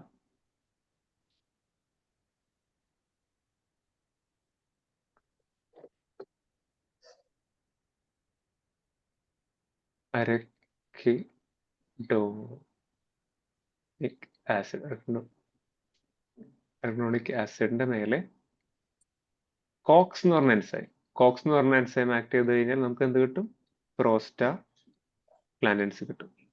അതേമാതിരി ലോക്സ് എന്ന് പറഞ്ഞ എൻസൈം ഉണ്ട്, ലൈപ്പോക്സിനേസ്. ഇതേ എൻസൈം നമുക്ക് എന്ത് കിട്ടും? ല്യൂക്കോട്രൈൻസ്. ഇത്രയും മനസ്സിലായോ? അരക്കിഡോണിക് ആസിഡിന്റെ മേലെ കോക്സ് ആക്ട് ചെയ്ത് എന്തുണ്ടാവും? അരക്കിഡോണിക് ആസിഡിന്റെ മേലെ കോക്സ് ആക്ട് ചെയ്ത് കഴിഞ്ഞാൽ പ്രോസ്റ്റാഗ്ലാൻഡിൻസ് കിട്ടും. ലോക്സ് ആക്ട് ചെയ്ത് കഴിഞ്ഞാൽ ല്യൂക്കോട്രൈൻസ് കിട്ടും. ഓക്കെ, കോക്സിന്റെ ഫുൾ ഫോം സൈക്ലോ ഓക്സിജനേസ്, ലോക്സിന്റെ ഫുൾ ഫോം ലൈപ്പോക്സിനേസ്. കോക്സിന്റെ ഫുൾ ഫോം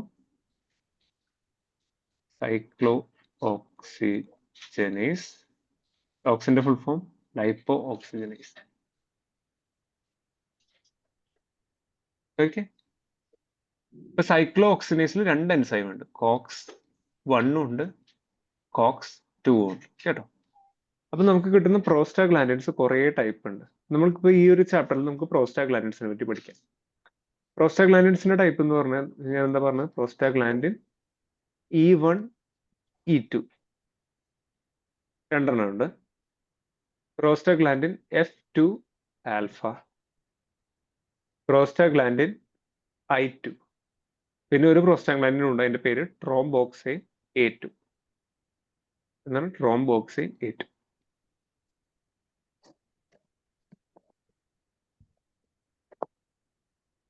റെഗുലർ ആണോ? PGE1 E2, PGF2 alpha, PGI2, ട്രോംബോക്സൈൻ A2. Okay, ഞാൻ ഇതിന്റെ ഓരോത്തിന്റെയും ഗുണങ്ങൾ പറയാം. ഈ PGE1 എവിടെയുള്ളതെന്ന് വെച്ച് കഴിഞ്ഞാൽ നമ്മുടെ സ്റ്റൊമക്ക്. ഓക്കെ, നമ്മുടെ സ്റ്റൊമക്ക് ആണെങ്കിൽ സ്റ്റൊമക്കിന്റെ ലൈനിങ്ങിൽ ആസിഡിൽ നിന്ന് പ്രൊട്ടക്ട് ചെയ്യാനുള്ള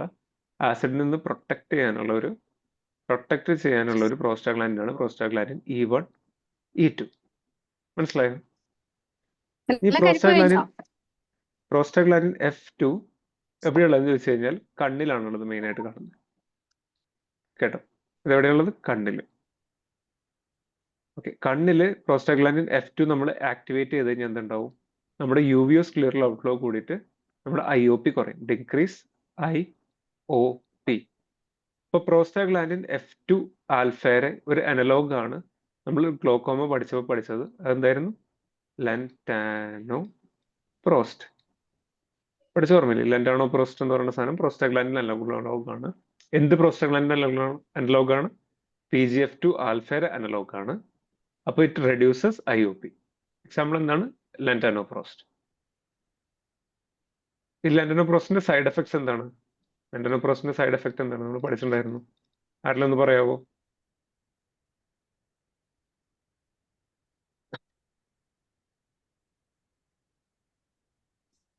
ആരെങ്കിലും ഒന്ന് പറയാവോ ലെൻറ്റാനോ പ്രോസ്റ്റിന്റെ side effects?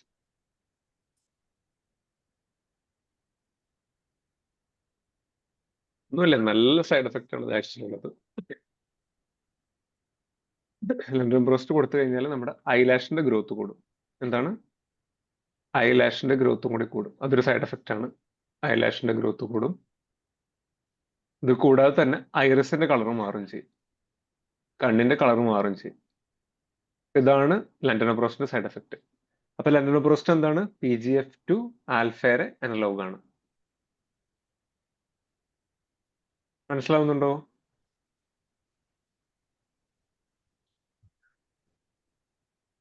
Yes, sir. Okay. PGE1 എന്താണ് ചെയ്യുന്നത്? ഗ്യാസ്ട്രിക് മ്യൂക്കോസിനെ പ്രൊട്ടക്ട് ചെയ്യും. അപ്പൊ PGE1ന്റെ അനലോഗ് ആണ്, PGE1ന്റെ അനലോഗ് ആണ് മീസോപ്രോസ്റ്റ്.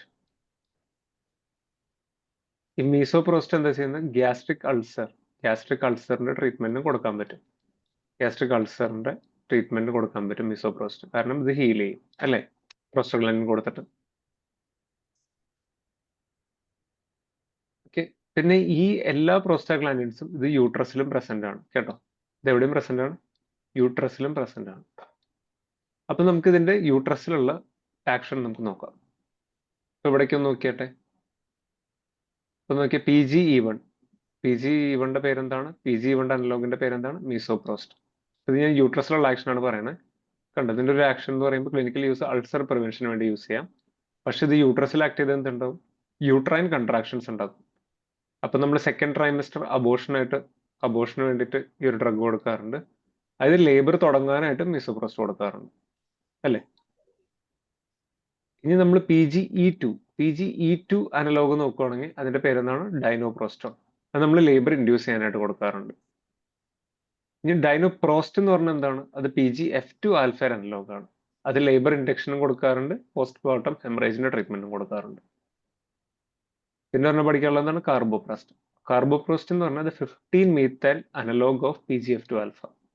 അത് സെയിം തന്നെ പോസ്റ്റ്മോർട്ടം ഹെമറേജിനും അബോർഷനും സെക്കൻഡ് ട്രൈമസ്റ്റർ അബോർഷനുമായിട്ട് കൊടുക്കാറുണ്ട്. മനസ്സിലായി? PGE1ന്റെ analogue misoprost, ulcer prevention, labour induction, abortion. Dinoprostone എന്ന് പറഞ്ഞാൽ PGE2ന്റെ അനലോഗ് ആണ്, ലേബർ ഇൻഡക്ഷന് വേണ്ടി കൊടുക്കുന്നതാണ്. ഡൈനോപ്രോസ്റ്റ് PGF2 ആൽഫയുടെ അനലോഗ് ആണ്, ലേബർ ഇൻഡക്ഷനും പോസ്റ്റ്മോർട്ടം ഹെമറേജിനും കൊടുക്കും. കാർബോപ്രോസ്റ്റ് എന്ന് പറഞ്ഞാൽ PGF2 ആൽഫയുടെ 15 മീത്തൈൽ അനലോഗ് ആണ്. അത് പോസ്റ്റ്മോർട്ടം ഹെമറേജിനും അബോർഷനും വേണ്ടിയിട്ടാണ് കൊടുക്കുന്നത്. ലാസ്റ്റ് പറഞ്ഞ കൂടി പഠിക്കാനുള്ളതെന്ന് വെച്ച് കഴിഞ്ഞാൽ അൽപ്രോസ്റ്റാഡിൽ. എന്താണ്? അൽപ്രോസ്റ്റാഡിൽ എന്ന് പറഞ്ഞു കഴിഞ്ഞാൽ PGE1 ആണ്. പക്ഷെ ഇത് യൂട്രസിലല്ല ആക്ട് ചെയ്യുന്നത്. ഇതിന്റെ ആക്ഷൻ വരുന്നത് നമ്മുടെ ഒരു കുട്ടി ജനിക്കുന്ന സമയത്ത് നമ്മുടെ കുട്ടിയുടെ ഹാർട്ട് എടുത്തു കഴിഞ്ഞാൽ ഹാർട്ടിന് 4 ചേമ്പേഴ്സ് ഉണ്ടല്ലോ. 2 ഏട്രിയ 2 വെൻട്രിക്കിൾ, അല്ലെ? 2 ഏട്രിയ 2 വെൻട്രിക്കിൾ. ഈ രണ്ട് ഏട്രിയയുടെ ഇടയിൽ ഒരു ഹോൾ ഉണ്ടായിരിക്കും. ഈ ഒരു ഹോളിനെ വിളിക്കുന്നതാണ് ഡക്ടസ് ആർട്ടീരിയോസസ്. ഈ ഹോളിനെ നമ്മൾ എന്താണ് വിളിക്കുക? Ductus arteriosus. 2 ഏട്രിയയുടെ നടുക്കില് മിഡിലായിട്ട് ഒരു ഹോൾ ഉണ്ടാവും, ഡക്ടസ് ആർട്ടീരിയോസസ്. അത് കുട്ടി ജനിക്കുന്ന സമയത്ത് അത് യൂഷ്വലി ക്ലോസ് ആവേണ്ടതാണ്. പക്ഷെ കുട്ടി ജനിക്കുന്ന സമയത്ത് ഇത് തുറന്നിരിക്കും. അങ്ങനത്തെ ഒരു അവസ്ഥയാണ് പേറ്റന്റ് ഡക്ടസ് ആർട്ടീരിയോസസ് എന്ന് വിളിക്കുന്നത്. PDA, patent ductus arteriosus. അപ്പൊ ഇത് അപ്പൊ ഇതിന് നമ്മൾ ഇതിന്റെ മെയിൻ്റനൻസിന് വേണ്ടി യൂസ് ചെയ്യുന്നതാണ് അൽപ്രോസ്റ്റാഡിൻ. പിന്നെ ഇറക്ടൈൽ ഡിസ്ഫങ്ഷന്റെ ട്രീറ്റ്മെന്റും യൂസ് ചെയ്യാറുണ്ട്. ഓക്കെ, ഈ പി ഡി എ ക്ലോസ് ചെയ്യാനായിട്ട് ഇതിപ്പോ അനലോഗ് അല്ലേ, ചില അവസ്ഥയിൽ നമുക്ക് പി ഡി എ ക്ലോസ് ചെയ്യാനായിട്ട് നമ്മൾ എന്താ കൊടുക്കാറില്ലേ? ഇൻഡോമെത്താസിൻ. ഇത് നമ്മൾ അൽപ്രോസ്റ്റാഡിൽ കൊടുത്തു കഴിഞ്ഞാൽ പി ഡി എ തുറന്നുകൊണ്ടിരിക്കും. പക്ഷെ ഇൻഡോമെത്താസിൻ കൊടുത്തു കഴിഞ്ഞാൽ ഈ PGE1 എല്ലാത്തിനും ബ്ലോക്ക് ചെയ്യില്ലേ? ഇൻഡോമെത്താസിൻ എന്ന് പറഞ്ഞ ഒരു കോക്സ് ഇൻഹിബിറ്റർ ആണ്. അതുകൊണ്ട് അത് PDA-നെ ക്ലോസ് ചെയ്യും. ഞാൻ ഒന്നുകൂടെ ഡീറ്റെയിൽ പറയാം, ഇപ്പൊ കുറച്ച് കൺഫ്യൂസിംഗ് ആയിട്ട് തോന്നും കേട്ടോ. ജസ്റ്റ് ഈ ഡ്രഗ്സിന്റെ പേരും ജസ്റ്റ് ഒന്ന് മെക്കാനിസം പറഞ്ഞിരുന്നാൽ മതി. ഓക്കെ, അപ്പൊ നമ്മൾ PGE1 ഡിസ്കസ് ചെയ്തു, PGF2 ആൽഫ ഡിസ്കസ് ചെയ്തു, PGI2 ഡിസ്കസ്, അല്ലെങ്കിൽ PGI2 ത്രോംബോക്സിൻ 8 ഡിസ്കസ് ചെയ്യാറുണ്ട് അല്ലെ? E1 E2 ഡിസ്കസ് ചെയ്തു, F2 ആൽഫ ഡിസ്കസ് ചെയ്തു. F2 ആൽഫയുടെ ഡ്രഗ് കണ്ണിലൊഴിക്കുന്ന മരുന്ന് എന്തായിരുന്നു? ഐൽ ആക്ട് ചെയ്യുന്ന ഡ്രഗിന്റെ പേരെന്തായിരുന്നു? ലാൻറ്റാനോപ്രോസ്റ്റ്. അത് ഇൻട്രോക്കുലർ പ്രഷർ കുറയ്ക്കാനായിട്ട് ഉപയോഗിക്കും. അതിന്റെ സൈഡ് എഫക്ട് എന്താണ്? Growth of eyelashes and iris color change. Okay. ഇനി നമുക്ക് പഠിക്കാനുള്ള പ്രോസ്റ്റോഗ്ലാൻഡിൻസ്. ഈ പ്രോസ്റ്റോഗ്ലാൻഡിൻ I2 ത്രോംബോക്സിൻ 8 ഇത് നമുക്ക് കുറച്ച് ഡീറ്റെയിലിൽ ഒന്ന് പഠിക്കണം. ഓക്കെ, അപ്പൊ നമുക്ക് ഇവിടേക്കൊന്ന് കുറച്ചും കൂടി ഇടയിലേക്ക് പോയിട്ട് നമുക്കൊന്നുകൂടെ എഴുതാം. പഠിക്കാനുള്ള ഇപ്പൊ എന്താണ്? ഓക്കെ, പ്രോസ്റ്റാഗ്ലാൻഡിൻ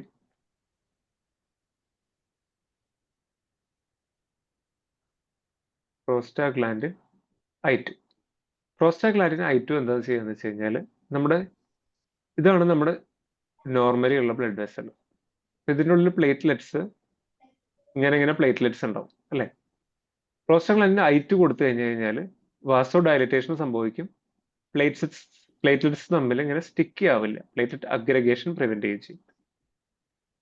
പിന്നെ ഞാൻ ഒരു ത്രോംബോക്സിൻ A2 എന്ന് പറഞ്ഞ ഡ്രഗ് കൊടുക്കാൻ പോകുന്നതായിരിക്കാം. ത്രോംബോക്സിൻ A2 എന്ന് പറഞ്ഞ സംഭവം കൊടുത്തു കഴിഞ്ഞാൽ ഈ നോർമലി ഇരിക്കുന്ന ബ്ലഡ് വെസൽ വാസോ കൺസ്ട്രക്ഷൻ ആവും ചെയ്യും. ഇങ്ങനെ എല്ലാ പ്ലേറ്റ്ലെറ്റ്സ് ഇങ്ങനെ മേലെ ക്ലംപ് ചെയ്തുകൊണ്ടിരിക്കുകയും ചെയ്യും. അപ്പൊ ത്രോംബോക്സിൻ A2 എന്താ ചെയ്യുന്നത്? പ്ലേറ്റ്ലെറ്റ് അഗ്രഗേഷൻ ഉണ്ടാക്കുന്നു. പ്ലേറ്റ്ലെറ്റ് അഗ്രഗേഷൻ ഉണ്ടാക്കുന്നു, വേസോ കൺസ്ട്രക്ഷൻ ഉണ്ടാക്കുന്നു. അല്ലെങ്കിൽ പ്ലേറ്റ്ലെറ്റ് ഇങ്ങനെ ഒട്ടിപ്പിടിച്ചിരുന്നു കഴിഞ്ഞാൽ എന്തുണ്ടാവും? ഇങ്ങനെ കൂടുതലായിട്ട് ഇങ്ങനെ സ്റ്റക്കായിട്ടിരുന്നു കഴിഞ്ഞാൽ എന്തുണ്ടാവും? നമുക്ക് ത്രോംബോസിസ് ഉണ്ടാവും അല്ലെ? ഇങ്ങനെ കട്ടിപ്പിടിച്ചിരുന്നു കഴിഞ്ഞാൽ ത്രോംബോസിസ് ഉണ്ടാവും. അതുകൊണ്ടാണ് ഇതിന്റെ പേര് ത്രോംബോക്സൈൻ A2 എന്ന് കൊടുത്തേക്കുന്നത്. അപ്പൊ ഇതൊരു പൊട്ട പ്രോസ്റ്റാഗ്ലാൻഡിൻ അല്ലേ? ഇതൊരു പൊട്ട പ്രോസ്റ്റാഗ്ലാൻഡിൻ ആണ് അല്ലെ? പക്ഷെ പ്രോസ്റ്റാഗ്ലാൻഡിൻ I2 എന്താ ചെയ്യുന്നത്? Vasodilation. ആൻഡ് പ്ലേറ്റ്ലെറ്റ്സിനെ നോൺ സ്റ്റിക്കി ആയിട്ട് ഇങ്ങനെ വെക്കും അല്ലെ? പ്രിവെന്റ്സ് പ്ലേറ്റ്ലെറ്റ് അഗ്രഗേഷൻ അല്ലെ? ഇതെന്താ ചെയ്യുന്നത്? Prevents platelet aggregation.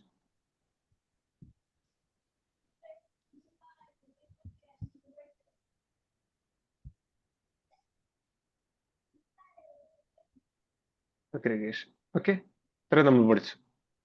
അപ്പൊ ഇത്രയും നമ്മൾ പഠിച്ചിട്ടുണ്ടെങ്കിൽ നമ്മളിപ്പോ എന്തൊക്കെയാ പഠിച്ചത്? നമ്മൾ 2 പാത്വേ പഠിച്ചല്ലോ അല്ലെ?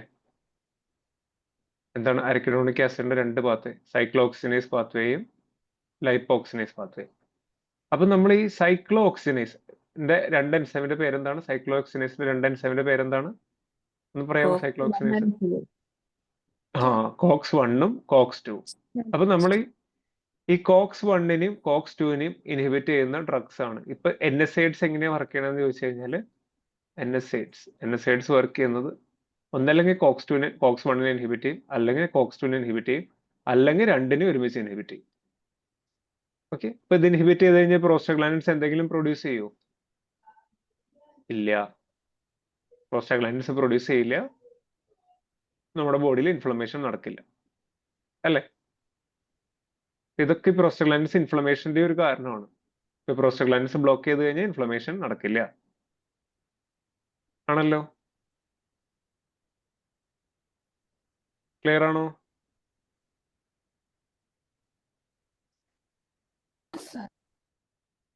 ഓക്കെ, പിന്നെ നമുക്ക് നേരെ NSAIDSന്റെ കുറച്ച് ക്ലാസിഫിക്കേഷനിലേക്ക് പോവാം. അപ്പൊ NSAIDS നമ്മൾ എങ്ങനെ ക്ലാസിഫൈ ചെയ്യണമെന്നുണ്ടെങ്കിൽ നമ്മൾ ഇതൊന്നും നോക്കിയാൽ മതി കേട്ടോ. ഇതിലിപ്പോ എന്താന്ന് വെച്ചാൽ non steroidal anti inflammatory drugs. അപ്പോൾ ഒന്നല്ലെങ്കിൽ നമുക്ക് എന്താണ് നോൺ സെലക്റ്റീവ്. നോൺ സെലക്റ്റീവിന്റെ അർത്ഥം എന്താണ്?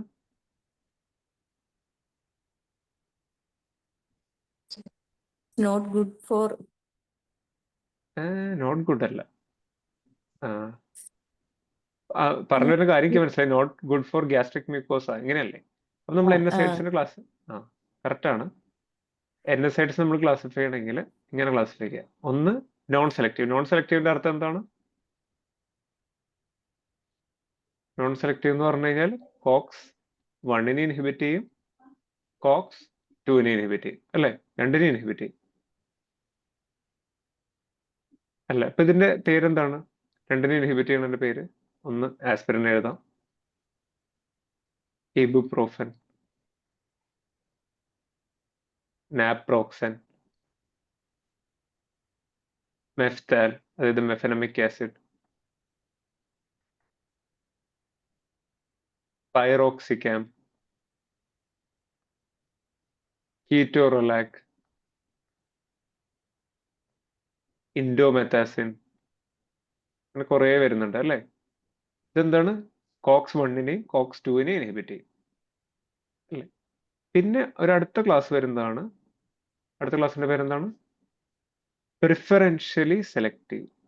പ്രിഫറൻഷ്യലി COX 2 സെലക്റ്റീവ് എന്ന് വെച്ച് കഴിഞ്ഞാല് ഇത് COX 2 കൂടുതൽ ഇൻഹിബിറ്റ് ചെയ്യും compared to COX 1.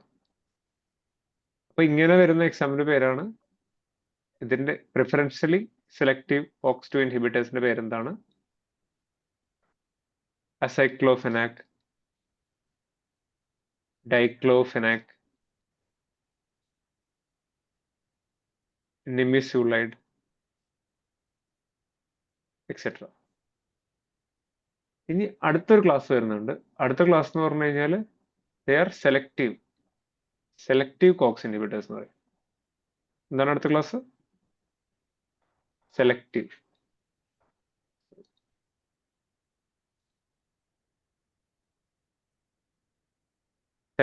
COX 2 inhibitors.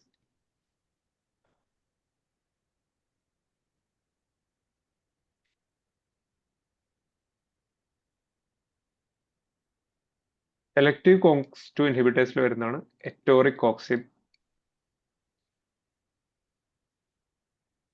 സെലികോപ്സിബ് etcetera. അപ്പോൾ 3 ക്ലാസ്സാണ് നമ്മളിപ്പോൾ പഠിച്ചത്. എന്തൊക്കെയാണ്? ഒന്ന് നോൺ സെലക്റ്റീവ്. നോൺ സെലക്റ്റീവിൽ എന്തൊക്കെയാണ് വരുന്നത്? Aspirin, ibuprofen, naproxen, Meftal etcetera. Preferential COX 2 സെലക്റ്റീവിന്റെ പേരെന്താണ്? Diclofenac, nimesulide etcetera. പിന്നെ സെലക്റ്റീവ് COX 2 വരുന്ന എന്താണ്? എറ്റോറികോക്സിബ്, സെലികോപ്സിബ്. ഓക്കെ, ഇനി ഒരു ക്ലാസ്സും കൂടെ ഉണ്ട്. ഈ സെലക്റ്റീവ് എന്താ പറഞ്ഞപ്പോ അതിനകത്ത് COX 1 2 രണ്ടിനെ സെപ്പറേറ്റ് ആയിട്ട് എടുത്താണോ ചെയ്യുന്നത്? അല്ലല്ല, സെലക്റ്റീവ് COX 2 ഇൻഹിബിറ്റേഴ്സ്, COX 2 മാത്രം. അതിനുള്ള കാരണം ഞാൻ പറയാം. എന്തുകൊണ്ടാണ് നമ്മൾ ഈ COX 2 നമ്മൾ കൂടുതൽ ഇൻഹിബിറ്റ് ചെയ്യാൻ നോക്കുന്നത് ഞാൻ പറയാം. ഈ COX 1 ആണ് നമുക്ക് എന്തിനു പ്രൊഡ്യൂസ് ചെയ്യുന്നത്? ഈ COX 1 ആണ് നമ്മുടെ പ്രോസ്റ്റാഗ്ലാൻഡിൻ E1 E2 പ്രൊഡ്യൂസ് ചെയ്യുന്നത്. ഈ പ്രോസ്റ്റാഗ്ലാൻഡിൻ E1 E2 എന്താണ്? അതൊരു പ്രൊട്ടക്റ്റീവ് എഫക്റ്റ് അല്ലേ? യൂഷ്വലി പ്രൊട്ടക്റ്റീവ് എഫക്റ്റ് ഓൺ എന്താണ്? ഓൺ സ്റ്റൊമക്കിന് പ്രൊട്ടക്റ്റീവ് എഫക്റ്റ് അല്ലേ കൊടുക്കുന്നത്. പക്ഷെ നമ്മൾ ഈ COX 1 ഇൻഹിബിറ്റ് ചെയ്യുകയാണെങ്കിൽ എന്തുണ്ടാവും? ഈ PG E1 E2 ഇൻഹിബിറ്റ് ആവും. ഈ PG E1 E2 ഇൻഹിബിറ്റ് ആയി എന്താവും? നമ്മുടെ ഈ പ്രൊട്ടക്റ്റീവ് എഫക്റ്റ് ഇല്ലാണ്ടാവും. അപ്പൊ എന്തുണ്ടാവും? നമ്മുടെ വയറിന്റെ ഉള്ളിൽ അൾസർ ഉണ്ടാവും ചാൻസ് ഉണ്ടാവും. ഗ്യാസ്ട്രിക് അൾസറിന് ചാൻസ് ഉണ്ടാവും. മനസ്സിലായോ? അപ്പൊ ഈ COX 1 ഇൻഹിബിറ്റ് ചെയ്യുന്നത് അത്രയും നല്ലതല്ല. COX 2 ഇൻഹിബിറ്റ് ചെയ്യുന്നതാണ് നമ്മുടെ ഗ്യാസ്ട്രിക് വയറിന് നല്ലത്. അപ്പൊ അതുകൊണ്ടാണ് നമുക്ക് ഇതിനെയാണ് നമ്മൾ എന്ത് വിളിക്കുക, ഈ കോക്സ് 1നെ ഇൻഹിബിറ്റ് ചെയ്യുന്നതുകൊണ്ട് പ്രോസ്റ്റാഗ്ലാൻഡിനും പ്രൊഡ്യൂസ് ചെയ്യുന്നില്ല. പ്രോസ്റ്റാഗ്ലാൻഡിന് പ്രൊട്ടക്റ്റീവ് എഫക്റ്റ് ആയിരുന്നു. അപ്പൊ പ്രൊട്ടക്റ്റീവ് എഫക്റ്റ് ഉണ്ടാവില്ല. പ്രൊട്ടക്റ്റീവ് എഫക്റ്റ് ഉണ്ടാവില്ലെങ്കിൽ സ്റ്റൊമക്കിൽ അൾസർ വരും. അപ്പൊ ഇതിനെയാണ് നമ്മൾ വിളിക്കുന്നത് NSAID ഇൻഡ്യൂസ്ഡ് അൾസർ എന്ന് വിളിക്കുന്നത്. ഈ ഒരു സൈഡ് എഫക്റ്റ് ഉണ്ടാവും ഈ നോൺ സെലക്റ്റീവ് കൊടുത്തു കഴിഞ്ഞാൽ. പക്ഷെ നമ്മൾ ഈ സെലക്റ്റീവ് കൊടുത്തു കഴിഞ്ഞ് കഴിഞ്ഞാൽ, സെലക്റ്റീവ് കോക്സ്2 കൊടുത്തു കഴിഞ്ഞ് കഴിഞ്ഞാൽ ഗ്യാസ്ട്രിക് സൈഡ് എഫക്റ്റ് ഉണ്ടാവുമോ? ഗ്യാസ്ട്രിക് സൈഡ് എഫക്റ്റ് ഉണ്ടാവും? ഗ്യാസ്ട്രിക് സൈഡ് എഫക്റ്റ് ഉണ്ടാവില്ല. കാരണം കോക്സ് 1നെ ഇൻഹിബിറ്റ് ചെയ്യുന്നില്ല. മനസ്സിലാവുന്നുണ്ടോ? ഓക്കെ. ഓക്കെ ഓക്കെ, എളുപ്പമല്ലേ? ഇനി ലാസ്റ്റ് ഒരു ക്ലാസ് ഓഫ് ഡ്രഗ്സും കൂടി ഉണ്ട്. ആ ഡ്രഗ്സ് എന്ന് പറഞ്ഞു കഴിഞ്ഞാൽ നമ്മുടെ പാരസെറ്റമോളിന് പഠിക്കേണ്ടത്. പാരസെറ്റമോളിന് ആന്റി ഇൻഫ്ലമേറ്ററി ആക്ഷൻ ഇല്ല, പക്ഷെ ആന്റി പൈററ്റിക് ആക്ഷനും ഉണ്ട്, അനാൽജസിക് ആക്ഷനും ഉണ്ട്. അനാൽജസിക് ആക്ഷൻ ഉണ്ട്, ബട്ട് ആന്റി ഇൻഫ്ലമേറ്ററി ആക്ഷൻ ഇല്ല. ആന്റി ഇൻഫ്ലമേറ്ററി ആക്ഷൻ ഇല്ല. അപ്പൊ നമ്മൾ ലാസ്റ്റ് ക്ലാസ്സിന് എന്താണ് വിളിക്കുക? ലാസ്റ്റ് ക്ലാസ് എന്ന് പറഞ്ഞു കഴിഞ്ഞാൽ drugs with antipyretic and analgesic action, but no anti-inflammatory action. അതാണ് പാരസെറ്റമോൾ. എന്തായിരുന്നു നമ്മൾ പഠിച്ച ക്ലാസ്? എന്തായിരുന്നു ക്ലാസ്? ജസ്റ്റ് ഒന്ന് നോക്കുവാണെങ്കിൽ നമ്മൾ പഠിച്ചു നോൺ സെലക്റ്റീവ് പഠിച്ചു. മാത്രമേ ഉള്ളൂ. അതിൽ പാരസെറ്റമോൾ ആണ് മെയിൻ ആയിട്ട് പഠിക്കുന്നത്. ബാക്കി ഒരു ഡ്രഗും കൂടി ഉണ്ട്, പക്ഷെ അത് നമ്മളിപ്പോ യൂസ് ചെയ്യുന്നില്ല. ഇവിടെ നോക്കി കഴിഞ്ഞാൽ അറിയാം. കണ്ടോ? Analgesic, antipyretic with poor anti inflammatory action. Usually paracetamol ആണ്. പിന്നെ നെഫോപ്പാമും ഉണ്ട് കേട്ടോ. ഓക്കെ,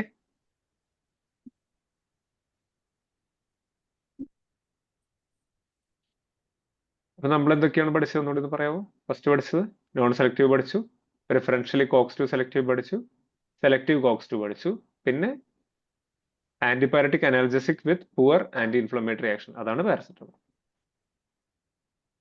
കേട്ടോ. അപ്പൊ സെലക്റ്റീവ്, നോൺ സെലക്റ്റീവിന്റെ സൈഡ് എഫക്ട് എന്താണ്? ഗ്യാസ്ട്രിക് അൾസർ ഉണ്ടാക്കും അല്ലേ? ഈ സെലക്റ്റീവിന്റെ സൈഡ് എഫക്ട് എന്താണ്? അത് ഞാൻ പറയാം, സെലക്റ്റീവിന്റെ സൈഡ് എഫക്റ്റിലേക്ക് പറയാം. പക്ഷെ അതിനു മുന്നേ നമുക്ക് നോൺ സെലക്റ്റീവിലത്തെ നമ്മുടെ മെയിൻ ആയിട്ടുള്ള ഡ്രഗ് ആസ്പിരിൻ, നമുക്ക് ആസ്പിരിനെ കുറിച്ച് കുറച്ച് കൂടുതൽ പഠിക്കാം. എന്താണ് ആസ്പിരിനെ കുറിച്ച് നമുക്ക് കൂടുതൽ പഠിക്കാം.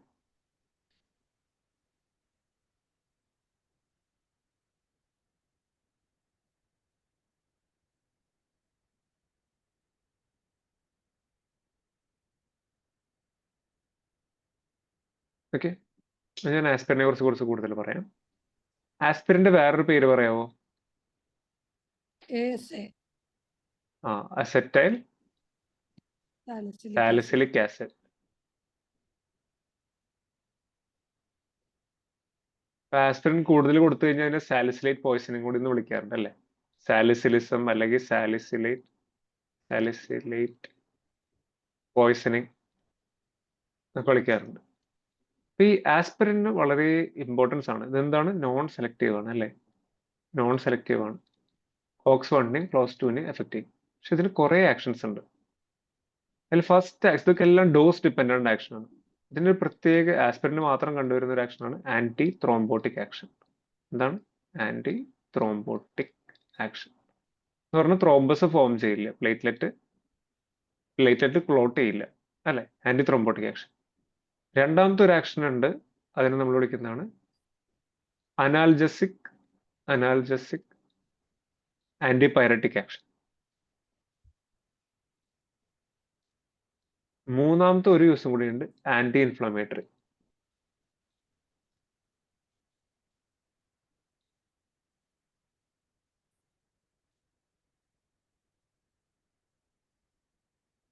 ഇതിനൊക്കെ കാരണം ഞാൻ പറയാവേ. ആന്റി ത്രോംബോട്ടിക് ഡോസ് എന്ന് പറയുന്നത് ലോ ഡോസ് ആസ്പിരിൻ ആണ്. ലോ ഡോസ് എന്ന് പറഞ്ഞാൽ 50 mg മുതൽ 3 25 mg വരെ.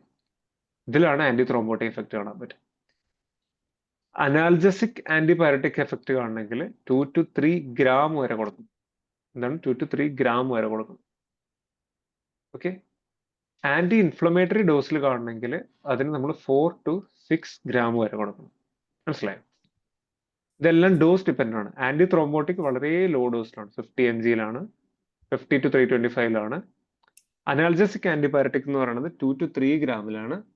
ആന്റി ഇൻഫ്ലമേറ്ററി എന്ന് പറയുന്നത് 4 to 6 ഗ്രാമിലാണ്. ക്ലിയർ ആണോ? പിന്നെ ഓരോ എഫക്റ്റും ഞാനൊന്ന് എക്സ്പ്ലെയിൻ ചെയ്യാം. ആന്റി ഇൻഫ്ലമേറ്ററി എന്ന് പറയുമ്പോൾ ഇത് COX-1 COX-2 ഇൻഹിബിറ്റ് ചെയ്യുമ്പോൾ പ്രോസ്റ്റാഗ്ലാൻഡിൻസ് പ്രൊഡ്യൂസ് ചെയ്യുന്നില്ല, അല്ലെ? എല്ലാത്തിനും ഇൻഹിബിറ്റ് ചെയ്യും, പ്രോസ്റ്റാഗ്ലാൻഡിൻസ് ഉണ്ടാവുന്നില്ല, അപ്പൊ ഇൻഫ്ലമേഷൻ ഉണ്ടാവില്ല. ഈ ആന്റിപയററ്റിക് എഫക്റ്റ് എന്ന് പറഞ്ഞു കഴിഞ്ഞാൽ നമ്മൾ ഫീവർ വരുമ്പോൾ, നമുക്ക് എപ്പോഴെങ്കിലും ഫീവർ വരുവാണെങ്കിൽ ഫീവർ എന്തിനെ റിലീസ് ചെയ്യും? പ്രോസ്റ്റാഗ്ലാൻഡിനെ റിലീസ് ചെയ്യും. ഈ പ്രോസ്റ്റാഗ്ലാൻഡിൻസ് എവിടെ പോവും? നമ്മുടെ ബ്രെയിനിന്റെ ഉള്ളിൽ ഒരു പാർട്ടുണ്ട്. ആ പാർട്ടിന്റെ പേരാണ്, ഇങ്ങനെ ഒരു സ്ട്രക്ചർ ഉണ്ട് നമ്മുടെ ബ്രെയിനിന്റെ ഉള്ളിൽ. ഇതിനെ വിളിക്കുന്നതാണ് ഹൈപ്പോതലാമസ്. ഈ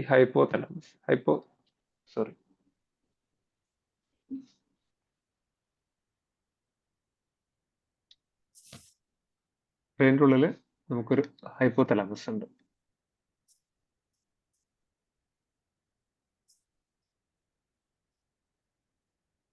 ഈ ഹൈപ്പോതലാമസ് ആണ് നമ്മുടെ തെർമോസ്റ്റാറ്റ്. തെർമോസ്റ്റാറ്റ് എന്ന് പറഞ്ഞാൽ നമ്മുടെ ബോഡിയിൽ ടെമ്പറേച്ചർ കൺട്രോൾ ചെയ്യുന്നത്. നമ്മുടെ ബോഡിയിലത്തെ ടെമ്പറേച്ചർ കൺട്രോൾ ചെയ്യുന്നത് ഈ ഹൈപ്പോതലാമസ് ആണ്. ഈ പ്രോസ്റ്റാഗ്ലാൻഡിൻസ് എന്ത് ചെയ്യും? ഈ ഹൈപ്പോതലാമസിനെ പോയിട്ട് ഇറിറ്റേറ്റ് ചെയ്യും. അങ്ങനെയാണ് നമ്മുടെ ബോഡി ടെമ്പറേച്ചർ കൂടുന്നത്. മനസ്സിലായോ? അപ്പൊ നമ്മൾ ആസ്പിരിൻ 2 to 3 ഗ്രാമിന് കൊടുത്തു കഴിഞ്ഞാൽ പ്രോസ്റ്റാഗ്ലാൻഡിൻസ് ഉണ്ടാവില്ല. ഈ പ്രോസ്റ്റാഗ്ലാൻഡിൻസ് ഇല്ലാണ്ടാവുമ്പോൾ എന്ത് ചെയ്യും? നമ്മുടെ ഹൈപ്പോതലാമസിൽ പോയിട്ട് പ്രോസ്റ്റാഗ്ലാൻഡിൻ ആക്ട് ചെയ്തിട്ട് ടെമ്പറേച്ചർ കൂട്ടില്ല. അപ്പോൾ പനിക്ക് വേണ്ടിയിട്ട് ഫീവറിൽ ടെമ്പറേച്ചർ കുറയ്ക്കാനായിട്ട് സഹായിക്കും. ക്ലിയർ ആണോ? ഫീവർ വരുമ്പോൾ പ്രോസ്റ്റാഗ്ലാൻഡിൻ റിലീസ് ആവുന്നു. പ്രോസ്റ്റാഗ്ലാൻഡിൻ ഹൈപ്പോതലാമസിനെ പോയിട്ട് സ്റ്റിമുലേറ്റ് ചെയ്യുന്നു, ബോഡി ടെമ്പറേച്ചർ കൂടുന്നു. അപ്പൊ നമ്മൾ എന്ത് ചെയ്യും? പ്രോസ്റ്റാഗ്ലാൻഡിൻ ഇൻഹിബിറ്റ് ചെയ്യുന്നു, അപ്പൊ ടെമ്പറേച്ചർ കൂടില്ല.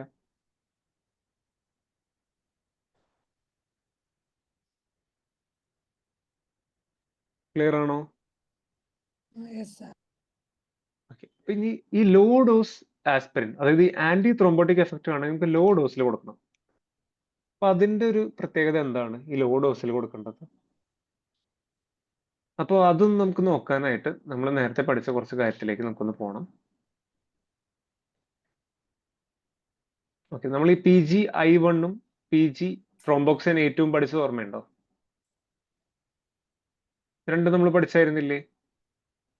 ഒന്ന് പറയാമോ ആരെങ്കിലും? PGI1 എന്താ ചെയ്യുന്നത്? Platelet aggregation. നല്ല സംഭവമാണ് PGI1. ത്രോംബോക്സിൻ A2 എന്താ ചെയ്യുന്നത്? പ്ലേറ്റ്ലെറ്റ് അഗ്രിഗേഷൻ ഉണ്ടാക്കും, ത്രോംബസ് ഉണ്ടാക്കും, ക്ലോട്ട് ഉണ്ടാവും, അല്ലെ? അപ്പൊ അത് പ്രശ്നക്കാരനാണ്. അപ്പൊ നമ്മൾ ആസ്പിരിൻ ഹൈ ഡോസിൽ കൊടുക്കുമ്പോൾ എന്താ ഉണ്ടാവുക? ഈ പ്രോസ്റ്റാഗ്ലാൻഡിൻ I2 ഇൻഹിബിറ്റ് ചെയ്യും, ത്രോംബോക്സിൻ A2 ഇൻഹിബിറ്റ് ചെയ്യും. അപ്പൊ ബ്ലഡ് വെസലിൽ എന്തെങ്കിലും മാറ്റം ഉണ്ടാവുന്നുണ്ടോ? ത്രോംബോസിസ് കൂടുന്നുണ്ടോ? ത്രോംബോസിസ് കുറയുന്നുണ്ടോ? അങ്ങനെ എന്തെങ്കിലും പ്രശ്നം ഉണ്ടാക്കുന്നുണ്ടോ ഹൈ ഡോസിൽ കൊടുക്കുമ്പോൾ? ബ്ലീഡിംഗ് ഇല്ല. ഹൈ ഡോസിൽ കൊടുക്കുമ്പോൾ എല്ലാത്തിനും ഇൻഹിബിറ്റ് ചെയ്യും. പ്രോസ്റ്റാഗ്ലാൻഡിൻ I2 ഇൻഹിബിറ്റ് ചെയ്യും, അപ്പോൾ പ്ലേറ്റ്ലെറ്റ് അഗ്രിഗേഷൻ ഉണ്ടാവില്ല. ത്രോംബോക്സിൻ A2 ഉണ്ടാവും, അപ്പോൾ എന്തുണ്ടാവും? പ്ലേറ്റ്ലെറ്റ് അഗ്രിഗേഷൻ കൂടും. അതായത് പ്രോസ്റ്റാഗ്ലാൻഡിൻ I2 ഇൻഹിബിറ്റ് ചെയ്യുന്നു, ത്രോംബോക്സിൻ A2 ഇൻഹിബിറ്റ് ചെയ്യുന്നു ഹൈ ഡോസിൽ കൊടുക്കുമ്പോൾ. പക്ഷെ നമ്മൾ ലോ ഡോസിൽ കൊടുക്കുമ്പോൾ ഒരു പ്രത്യേകതയുണ്ട്. ലോ ഡോസിൽ കൊടുക്കുമ്പോൾ ത്രോംബോക്സിൻ A2 മാത്രമേ ഇൻഹിബിറ്റ് ചെയ്യുള്ളൂ, PGI1 ഇൻഹിബിറ്റ് ചെയ്യില്ല. അപ്പൊ എന്തുണ്ടാവും ലോ ഡോസിൽ കൊടുക്കുമ്പോൾ? ത്രോംബോക്സിൻ A2 ഇൻഹിബിറ്റ് ചെയ്ത് കഴിഞ്ഞാൽ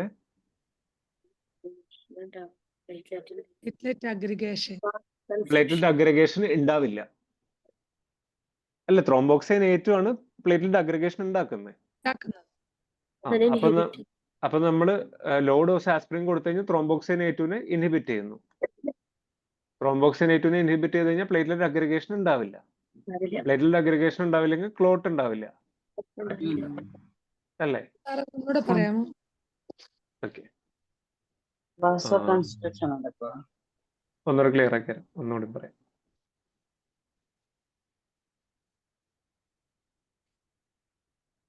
ഓക്കെ, നമ്മൾ ലോ ഡോസിലല്ലേ ഇപ്പോൾ കൊടുക്കുന്നത്. ഓക്കെ, ലോ ഡോസിൽ കൊടുക്കുമ്പോൾ ഹൈ ഡോസിൽ കൊടുത്ത് ത്രോംബോക്സിൻ ഐറ്റവും ത്രോംബോക്സിന് 2 ഇൻഹിബിറ്റോ, അപ്പോൾ പ്രത്യേകിച്ച് കാര്യമൊന്നുമില്ല. പക്ഷെ നമ്മൾ ലോ ഡോസിൽ കൊടുക്കുമ്പോൾ കുറച്ച് പ്രത്യേകതകളുണ്ട്. ലോ ഡോസിൽ കൊടുക്കുമ്പോൾ നമുക്ക് ഇവിടെ നോക്കാം. Usually prostaglandin I2. Okay, prostaglandin I2 ഇതെന്താ ചെയ്യുന്നത്? വാസോ ഡയലിറ്റേഷൻ ഉണ്ടാക്കുന്നു, പ്ലേറ്റ്ലെറ്റ്സിനെ ഇങ്ങനെ ഫ്രീ ആക്കി വെക്കുന്നു, അല്ലേ? ഒരുമിക്കുന്നില്ല. ത്രോംബോക്സിൻ A2 എന്ത് ചെയ്യുന്നു? ഇതിന് വാസോ കൺസ്ട്രക്ഷൻ ഉണ്ടാക്കുന്നു, ഇങ്ങനെ പ്ലേറ്റ്ലെറ്റ് അഗ്രിഗേഷൻ ഉണ്ടാക്കുന്നു. അപ്പൊ ത്രോംബോക്സിൻ A2 എന്ന് പറയുന്നത് പൊട്ട സാധനമാണ്. പ്രോസ്റ്റാഗ്ലാൻഡിൻ I2 എന്ന് പറയുന്നത് നല്ല സാധനമാണ്. നമ്മളിപ്പോ ആസ്പിരിൻ ലോ ഡോസിൽ കൊടുക്കുമ്പോൾ അത് എന്താ ചെയ്യുന്നത് വെച്ച് കഴിഞ്ഞാൽ അത് ത്രോംബോക്സിൻ A2 ബ്ലോക്ക് ചെയ്യുന്നു, PGI2 ബ്ലോക്ക് ചെയ്യുന്നില്ല. അപ്പൊ എന്തുണ്ടാവും? ത്രോംബോക്സിൻ A2 ബ്ലോക്ക് ചെയ്താൽ എന്തുണ്ടാവും ഒന്ന് പറയോ? ത്രോംബോക്സിൻ A2 ബ്ലോക്ക് ചെയ്ത് കഴിഞ്ഞാൽ ഈ പ്ലേറ്റ്ലെറ്റിങ്ങിനെ അഗ്രിഗേറ്റ് ചെയ്യോ? നോ. ഇല്ല. പ്ലേറ്റ്ലെറ്റ് ലൂസ് ആവും, വാസോ ഡയലിറ്റേഷൻ ഉണ്ടാവും, അല്ലേ? പ്ലേറ്റ്ലെറ്റ് ഫ്രീ ആവും. പക്ഷെ പ്രോസ്റ്റാഗ്ലാൻഡിൻ I2 ഉണ്ടാവുന്നുണ്ട്, അതിന് ബ്ലോക്ക് ചെയ്യുന്നില്ല. അപ്പൊ അത് വീണ്ടും വാസോ ഡയലിറ്റേഷൻ ഉണ്ടാക്കുന്നു, പ്ലേറ്റ്ലെറ്റിനെ ഫ്രീ ആക്കുന്നു, അല്ലേ? അപ്പൊ മൊത്തത്തിൽ എന്തുണ്ടായി? ടോട്ടലി നമ്മൾ എഫക്ട് നോക്കുമ്പോൾ എന്തുണ്ടാവും? മൊത്തത്തിൽ വാസോ ഡയലിറ്റേഷൻ നടന്നു, പ്ലേറ്റ്ലെറ്റ്സ് ഒക്കെ നല്ല ഫ്രീ ആവുകയും ചെയ്തു. അപ്പൊ എന്തുണ്ടാവും? നോ ക്ലോട്ട് ഫോർമേഷൻ, ക്ലോട്ട് ഉണ്ടാവില്ല, നോ ക്ലോട്ട് ഫോർമേഷൻ. അതുകൊണ്ടാണ് നമ്മൾ MI വരുന്ന പേഷ്യൻസിന് പ്രിവെന്റ് ചെയ്യാനായിട്ട് ആസ്പിരിൻ കൊടുക്കുന്നത്. ക്ലോട്ട് ഉണ്ടാവില്ല. ക്ലിയർ ആണോ? Yes sir. അല്ല, എളുപ്പമല്ലേ? ഓക്കെ, ഇതാണ് മെയിൻ. ഡോസ് ഡിപ്പെൻഡന്റ് ആണ്. ഇപ്പൊ ഡോസുകളൊന്ന് പറയാവോ? ലോ ഡോസ് ആസ്പിരിൻ ആണ് ആന്റി ത്രോംബോട്ടിക് എഫക്ട് കാണിക്കുന്നത്. എത്രയാണ്? 50 mg to 325 mg. 50 to 325 mg. Analgesic antibiotic effect കാണിക്കണമെങ്കിൽ 2 to 3 gram. 3 gram. Anti inflammatory action കാണിക്കണമെങ്കിൽ 4 to 6. Okay, very good. ഇനി വേറെ കുറച്ച് യൂസസ് പറയാമോ ആസ്പിരിന്റെ?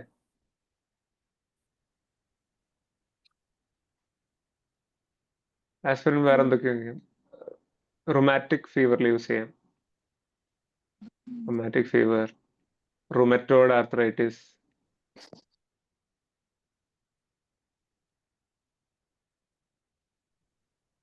ഫീവറിലൊക്കെ യൂസ് ചെയ്യാം, അല്ലെ? പെയിൻ കില്ലർ ആയിട്ട് യൂസ് ചെയ്യാം, അല്ലെ? സാറെ പ്രഗ്നൻസിയിൽ യൂസ് ചെയ്യാറുണ്ടല്ലോ സാറേ ആസ്പിരിൻ അത് നമ്മുടെ ഹാർട്ട് ഡിസീസ് ഉള്ള പ്രഗ്നന്റ് പേഷ്യൻസിനല്ലേ? തിക്നെസ് കുറയ്ക്കാനായിട്ട്. എന്താണ്? അബോർഷൻ ഹിസ്റ്ററി ഉള്ളവർക്ക് ഓക്കെ. അത് മൾട്ടിപ്പിൾ അബോർഷൻസ് ഉള്ള ആൾക്കാർക്ക്, അല്ലെ? അതെ. മൾട്ടിപ്പിൾ അബോർഷൻസ് ഉള്ള ആൾക്കാർക്ക് ചിലവരുടെ കാരണം എന്ന് വെച്ച് കഴിഞ്ഞാല് നമ്മൾ നോക്കുമ്പോൾ ഈ യൂട്രസിന്റെ ഉള്ളിൽ നിന്ന് ബേബിനെ സപ്ലൈ ചെയ്യുന്ന വെസൽസ് ഉണ്ട്, യൂട്രൈൻ വെസൽസ്, ബേബിനെ സപ്ലൈ ചെയ്യുന്ന പ്ലാസിലയുടെ ഉള്ളിലത്തെ വെസൽസ് ഒക്കെ. അപ്പൊ ബേബി ഉണ്ടാവുന്ന സമയത്ത് ഈ വെസൽസിൽ ചില ആൾക്കാർക്ക് പ്രോ ത്രോംബോട്ടിക് സ്റ്റേറ്റ് ആണ്. ചില ആള് എന്താണ് പ്രോ ത്രോംബോട്ടിക് സ്റ്റേറ്റ് ചില ആൾക്കാർക്ക്. ഇതിന് കാരണം എന്ന് വെച്ച് കഴിഞ്ഞാൽ ചില ആൾക്കാർക്ക് എന്തുണ്ടാവും? പ്രോട്ടീൻ C, ഇതൊക്കെ പ്രോട്ടീനെ സഹായിക്കുന്ന സാധനമാണ്. പ്രോട്ടീൻ C, പ്രോട്ടീൻ S, ഇതൊക്കെ ജനറ്റിക്കലി വരുന്ന കുറച്ച് അസുഖം. Protein C, protein S deficiency, അല്ലെങ്കിൽ ഹൈപ്പർ കോയഗുലബിൾ സ്റ്റേറ്റ്സ് ആയിരിക്കും, പെട്ടെന്ന് ചോര കട്ടപിടിക്കാനുള്ള സെൻസ് ആയിരിക്കും. അപ്പോ ഈ 2 സംഭവങ്ങളൊന്നും അല്ലാന്ന് നമ്മൾ ടെസ്റ്റ് ചെയ്തിട്ടുണ്ടെങ്കിൽ പിന്നെ ഒരു ഓപ്ഷൻ എന്ന് പറഞ്ഞു കഴിഞ്ഞാൽ ആസ്പിരിൻ കൊടുക്കുകയാണ്. അപ്പൊ ആസ്പിരിൻ കൊടുത്തു കഴിഞ്ഞാൽ തിക്നെസ് കുറയും, ഇപ്പോൾ ക്ലോട്ട് ഉണ്ടാവില്ല. ഇപ്പൊ മെയിൻ ആയിട്ട് അബോർഷൻ വരുന്ന കാരണം എന്ന് വെച്ച് കഴിഞ്ഞാൽ റിക്കറന്റ് അബോർഷൻ വരുന്ന വെച്ച് കഴിഞ്ഞാൽ ഇടയിൽ ക്ലോട്ട് ഉണ്ടായിട്ട് ബേബിക്ക് ബ്ലഡ് സപ്ലൈ കിട്ടില്ല. അതൊരു കാരണമാണ്. അങ്ങനെയുള്ള പേഷ്യൻസിനാണ് നമ്മൾ ആസ്പിരിൻ കൊടുക്കുന്നത്, കേട്ടോ? ഓക്കെ, അപ്പൊ ഈ ആസ്പിരിൻ കൊടുക്കുമ്പോൾ ഇപ്പൊ ഈ ക്ലോട്ടിങ്ങിന്റെ കാര്യം കൊണ്ട് പറഞ്ഞുകൊണ്ട് ഒരു കാര്യം കൊണ്ട് പറയാം. ഇപ്പൊ ആസ്പിരിൻ കുറേ നാള് ലോങ് ടേമിലേക്ക് ആസ്പിരിൻ കൊടുക്കാന്ന് വിചാരിക്കുക. ലോങ് ടേം ആസ്പിരിൻ തെറാപ്പിയിൽ എന്തുണ്ടാവും? ആസ്പിരിൻ കൊടുക്കുമ്പോൾ വൈറ്റമിൻ കെയുടെ മെറ്റബോളിസത്തിനെ ഇൻഹിബിറ്റ് ചെയ്യുന്നു. ഈ വൈറ്റമിൻ കെ എന്തിനു റിക്വയർഡ് ആണ്? Four producing clotting factors. Clotting factors produce ചെയ്യുന്ന സാധനമാണ് വൈറ്റമിൻ കെ.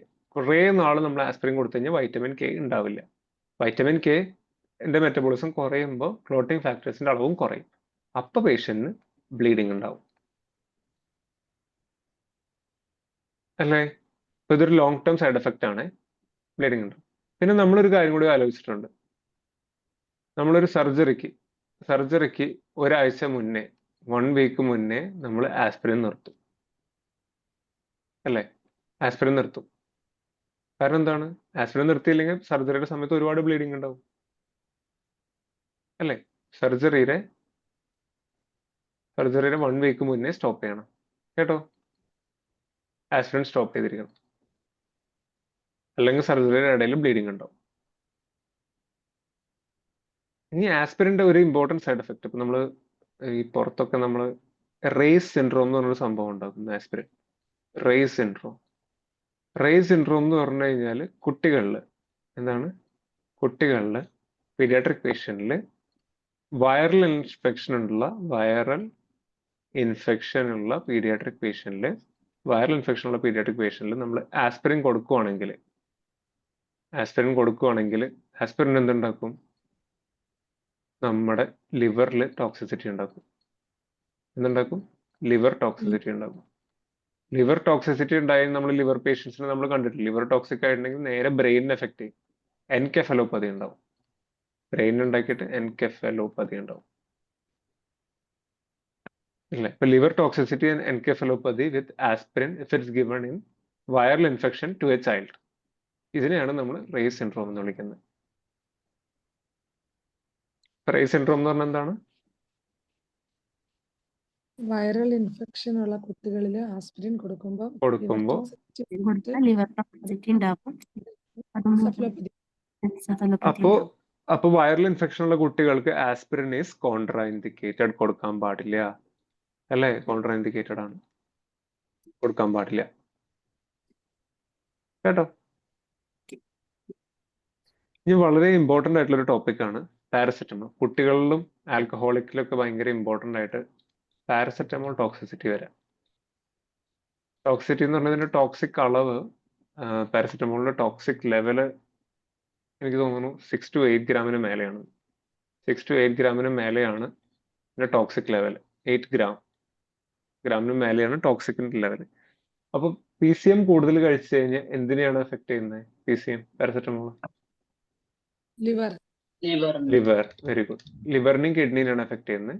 ലിവറിനെയാണ് മെയിൻ ആയിട്ട് എഫക്ട് ചെയ്യുന്നത്. ഇതിന് കാരണം നമുക്ക് നോക്കാം. ഇതിന്റെ കാരണം പഠിച്ചാലാണ് നമുക്ക് ട്രീറ്റ്മെന്റ് പഠിക്കാൻ പറ്റുള്ളൂ. അപ്പൊ യൂഷ്വലി പാരസെറ്റമോള്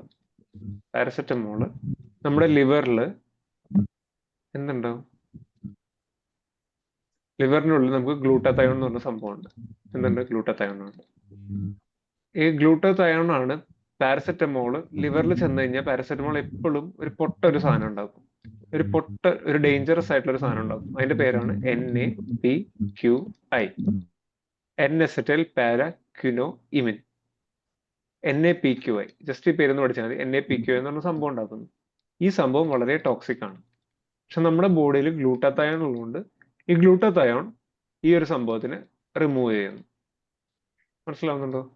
പാരസെറ്റമോൾ എന്തുണ്ടാക്കുന്നു? NAPQI എന്ന് പറഞ്ഞാൽ വളരെ ടോക്സിക് ആയിട്ടുള്ള ഒരു സംഭവമാണ്. ഈ NAPQI നോർമലി നമ്മളിപ്പോൾ 1 പാരസെറ്റമോൾ 2 പാരസെറ്റമോൾ 3 4 ഈ ടോക്സിക് ഡോസിന് കൂടുതൽ കഴിച്ചില്ലെങ്കിൽ ഈ ഗ്ലൂട്ടാത്തയോൺ എന്ത് ചെയ്യുന്നു? NAPQI റിമൂവ് ചെയ്തിട്ട് ഒരു നോൺ ടോക്സിക് സാധനമായിട്ട് മാറ്റുന്നു. അപ്പൊ നമുക്ക് സൈഡ് എഫക്റ്റ് ഒന്നും ഉണ്ടാവില്ല. പക്ഷെ നമ്മൾ 8 ഗ്രാമിന് 6 ഗ്രാമിനും കൂടുതൽ കഴിച്ചു കഴിഞ്ഞാൽ 6 ഗ്രാമിനൊക്കെ കൂടുതൽ കഴിച്ചു കഴിഞ്ഞാൽ എന്തുണ്ടാവും? NAPQI ഒരുപാട് ഉണ്ടാവും. ഗ്ലൂട്ടാത്തയോൺ നമ്മുടെ ശരീരത്തിൽ ഉണ്ടാവില്ല, കുറഞ്ഞു വരില്ലേ? ഗ്ലൂട്ടാത്തയോൺ സ്റ്റോർ ഉണ്ടാവില്ല. അപ്പൊ ഈ NAPQI എന്ന് പറയുന്ന സാധനം എന്ത് ചെയ്യും? ഇത് ലിവറിന്റെ ഉള്ളിൽ ചെന്നിട്ട് ലിവറിന്റെ ഉള്ളിലത്തെ പ്രോട്ടീൻസ് ആയിട്ട് കോയാഗുലേറ്റ് ചെയ്തിട്ട് പ്രോട്ടീൻസ് ആയിട്ട് മിക്സ് ചെയ്തിട്ട് ഇങ്ങനെ നൊഡ്യൂൾസ് ഉണ്ടാക്കും. ഇതിനെയാണ് എന്തിട്ടുണ്ടാക്കുക? ഹെപ്പാറ്റിക്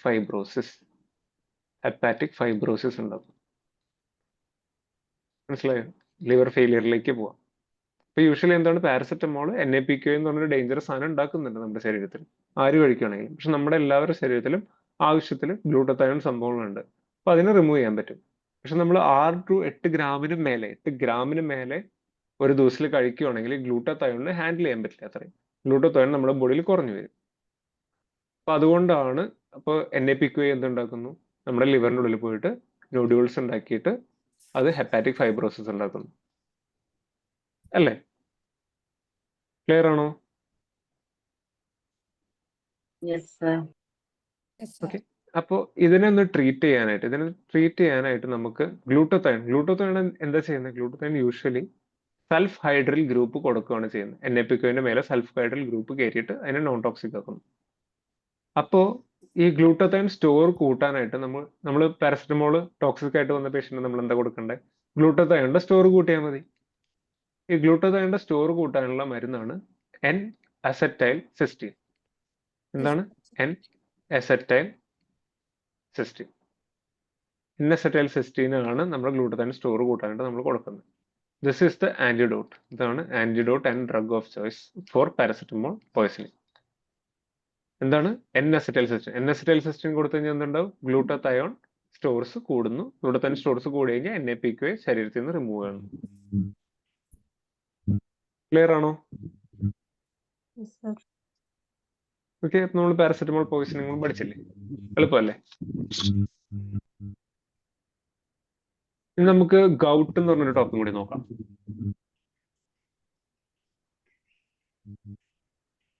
എല്ലാവരും കേട്ടിട്ടുണ്ടാവും ഗൗട്ട് എന്ന് പറഞ്ഞിട്ട്. ഗൗട്ട് എന്ന് പറഞ്ഞാൽ എന്താണ്? യൂറിക് ആസിഡിന്റെ എമൗണ്ട് Uric acid കൂടിയിട്ട്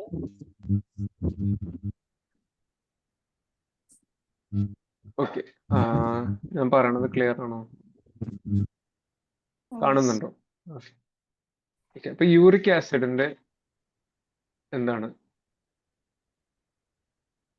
സോറി.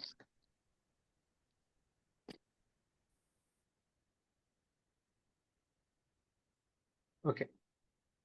അപ്പോൾ ഇതൊരു നമ്മുടെ ബോഡിയിൽ യൂറിക് ആസിഡിന്റെ അളവ് കൂടുന്നതാണ്. യൂറിക് ആസിഡിന്റെ അളവ് കൂടുന്നതാണ് ഗൗട്ട് എന്ന് വിളിക്കുന്നത്, അല്ലേ? ഈ ഗൗട്ട് ഉണ്ടാവുന്ന ആൾക്കാർക്ക് പ്രത്യേകിച്ച് ഈ പേഷ്യന്റ് സ്മോൾ ജോയിന്റ്സിൽ, അതായത് ടോസിലൊക്കെ, കാലിന്റെ ടോസിന്റെ ഇവിടെയൊക്കെ വന്നിട്ട് ഈ യൂറിക് ആസിഡിന്റെ ക്രിസ്റ്റൽ വന്നിട്ട് ഡെപ്പോസിറ്റ് ചെയ്യാം. യൂറിക് ആസിഡിന്റെ ക്രിസ്റ്റൽ വന്നിട്ട് ഡെപ്പോസിറ്റ് ചെയ്യാം. ഇതിനെയാണ് നമ്മൾ ടോഫി എന്ന് വിളിക്കുന്നത്. ടോഫി എന്ന് പറഞ്ഞാൽ എന്താണ്? Uric acid crystal deposition. Uric acid crystal deposition ആണ് വരുന്നത്. ഒരു പിക്ചർ ഉണ്ടായി, ഞാൻ കാണിച്ചു തരാം. ഒന്ന് വെയിറ്റ് ചെയ്യാം.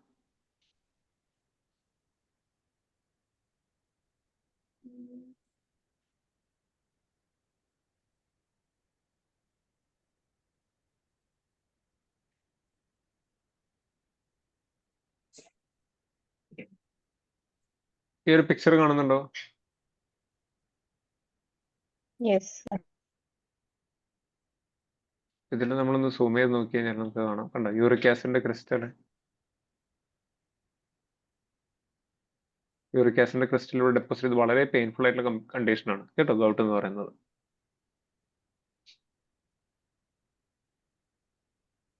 യൂറിക് ആസിഡിന്റെ ക്രിസ്റ്റൽ വന്ന് ഡെപ്പോസിറ്റ് ചെയ്യുകയാണ് ഇവിടുത്തെ പ്രശ്നം.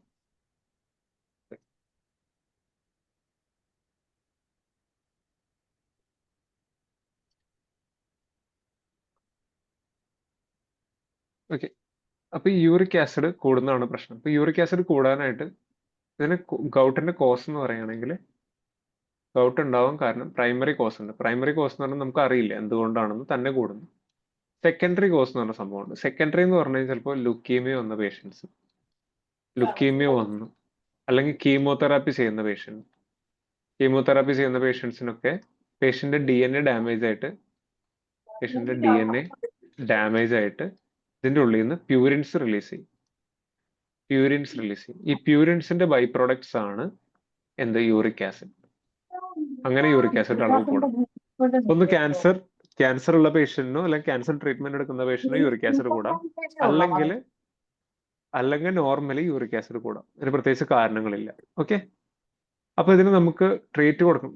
ഗൗട്ടിനെ ട്രീറ്റ് ചെയ്യണമെങ്കിൽ ഗൗട്ടിന്റെ ട്രീറ്റ്മെന്റ് നമുക്ക് ഗൗട്ടിന് അക്യൂട്ട് അറ്റാക്കിന്റെ ട്രീറ്റ്മെന്റ് നോക്കാം, അക്യൂട്ട് അറ്റാക്കിന്റെ ട്രീറ്റ്മെന്റ് നോക്കാം, ലോങ് ടേം ട്രീറ്റ്മെന്റ് നോക്കാം. ലോങ് ടേം ട്രീറ്റ്മെന്റ് നോക്കാം. ലോങ് ടേം ട്രീറ്റ്മെന്റ് നോക്കാം. അക്യൂട്ട് അറ്റാക്കിൽ നമ്മൾ എന്തൊക്കെയാ കൊടുക്കാൻ പറ്റുക? അക്യൂട്ട് അറ്റാക്ക് നമുക്ക് പെട്ടെന്ന് ഒരു ഗൗട്ടിന്റെ അറ്റാക്ക് വന്നിട്ട് നമ്മൾ കൊടുക്കുന്നതാണ് NSAIDs. NSAIDs കൊടുക്കാം. NSAIDs കൊടുക്കാം. പിന്നെ കോൾചിസിൻ എന്ന് പറഞ്ഞ ഡ്രഗ് കൊടുക്കാം. അല്ലെങ്കിൽ ഗ്ലൂക്കോകോർട്ടിക്കോയിഡ്സ് കൊടുക്കാം.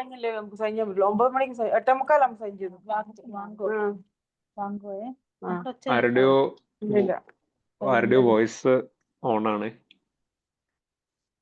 ആരോ ഡ്യൂട്ടിയിലാന്ന് തോന്നുന്നു. വോയിസ് ഓൺ ആണ്. അപ്പൊ അക്യൂട്ട് അറ്റാക്കിൽ നമ്മൾ കൊടുക്കുന്ന ഡ്രഗ്സ് ഒക്കെ എന്തൊക്കെയാണ്? ഒന്ന് NSAIDs കൊടുക്കാം, കോൾചിസിൻ കൊടുക്കാം, അല്ലെങ്കിൽ ഗ്ലൂക്കോകോർട്ടിക്കോയിഡ്സ്. NSAIDsന്റെ മെക്കാനിസം ഒക്കെ നമ്മൾ പഠിച്ചു. ഗ്ലൂക്കോകോർട്ടിക്കോയിഡ്സിന്റെ മെക്കാനിസം നമ്മൾ പഠിച്ചിട്ടുണ്ട്. ഈ കോൾചിസിന്റെ മെക്കാനിസം ആണ് നമ്മൾ പഠിക്കാനുള്ളത്. ഈ കോൾചിസിൻ എന്ന് പറഞ്ഞു കഴിഞ്ഞാൽ ഇതൊരു പ്ലാന്റിൽ നിന്ന് ഐസൊലേറ്റ് ചെയ്ത സംഭവമാണ്. ഇത് നമുക്കിപ്പോ ഒരു ബോഡിയിൽ നമുക്ക് എവിടെയെങ്കിലും ഒരു ഇൻഫ്ലമേഷൻ ഉണ്ടെങ്കിൽ, ഇൻഫ്ലമേഷന്റെ അവിടെ നമ്മുടെ ന്യൂട്രോഫിൽസ് ഇങ്ങനെ മൈഗ്രേറ്റ് ചെയ്യും അല്ലേ? അപ്പൊ ഈ ന്യൂട്രോഫിൽസിന്റെ മൈഗ്രേഷൻ പ്രിവെന്റ് ചെയ്യുന്ന ഒരു ഡ്രഗാണ് കോൾചിസിൻ. കോൾചിസിന്റെ മെക്കാനിസം എന്താണ്? Prevents neutrophil migration. കേട്ടോ? കോൾചിസിന്റെ മെക്കാനിസം എന്താണ്? പ്രിവെന്റ്സ് ന്യൂട്രോഫിലിന്റെ മൈഗ്രേഷൻ. ഈ ലോങ് ടേം ട്രീറ്റ്മെന്റ് ആണ് നമ്മൾ പഠിക്കേണ്ടത്. ലോങ് ടേം ട്രീറ്റ്മെന്റിൽ നമുക്ക് 2 ടൈപ്പ് ഡ്രഗ്സ് ഉണ്ട്. ഫസ്റ്റ് എന്ന് പറഞ്ഞു കഴിഞ്ഞാൽ യൂറിക് ഡ്രഗ്സ്. യൂറിക് ഡ്രഗ്സ് എന്ന് പറഞ്ഞു കഴിഞ്ഞാൽ യൂറിക് ആസിഡിന്റെ എക്സ്ക്രീഷൻ ഇൻക്രീസ് ചെയ്യുന്ന ഡ്രഗ്സ്. എന്താണ് ഇത് ചെയ്യുന്നത്? യൂറിക് ആസിഡിന്റെ എക്സ്ക്രീഷൻ ഇൻക്രീസ് ചെയ്യും. പിന്നെയുള്ള സംഭവമാണ്, പിന്നെ ഒരു ക്ലാസ് ഓഫ് ഡ്രഗ്സും കൂടി ഉണ്ട്. അതാണ് യൂറിക് ആസിഡ് സിന്തസിസ് ഇൻഹിബിറ്റർ.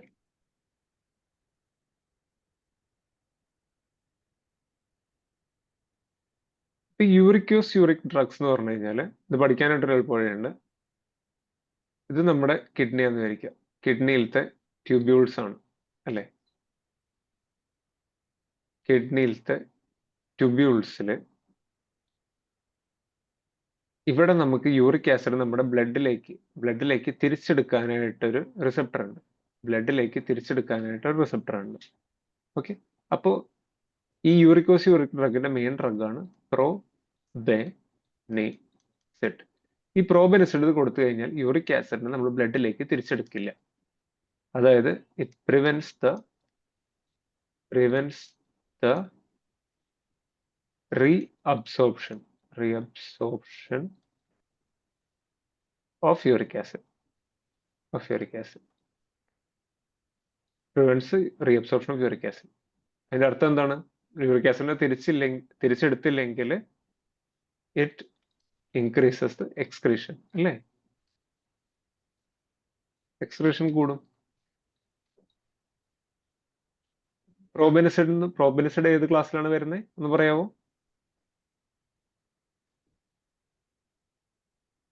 ആരെങ്കിലും ഒന്ന് പറയാമോ? പ്രോബെനിസിഡ് എന്ന് പറഞ്ഞു കഴിഞ്ഞാൽ ഏത് ക്ലാസ്സിലാണ് വരുന്നത്?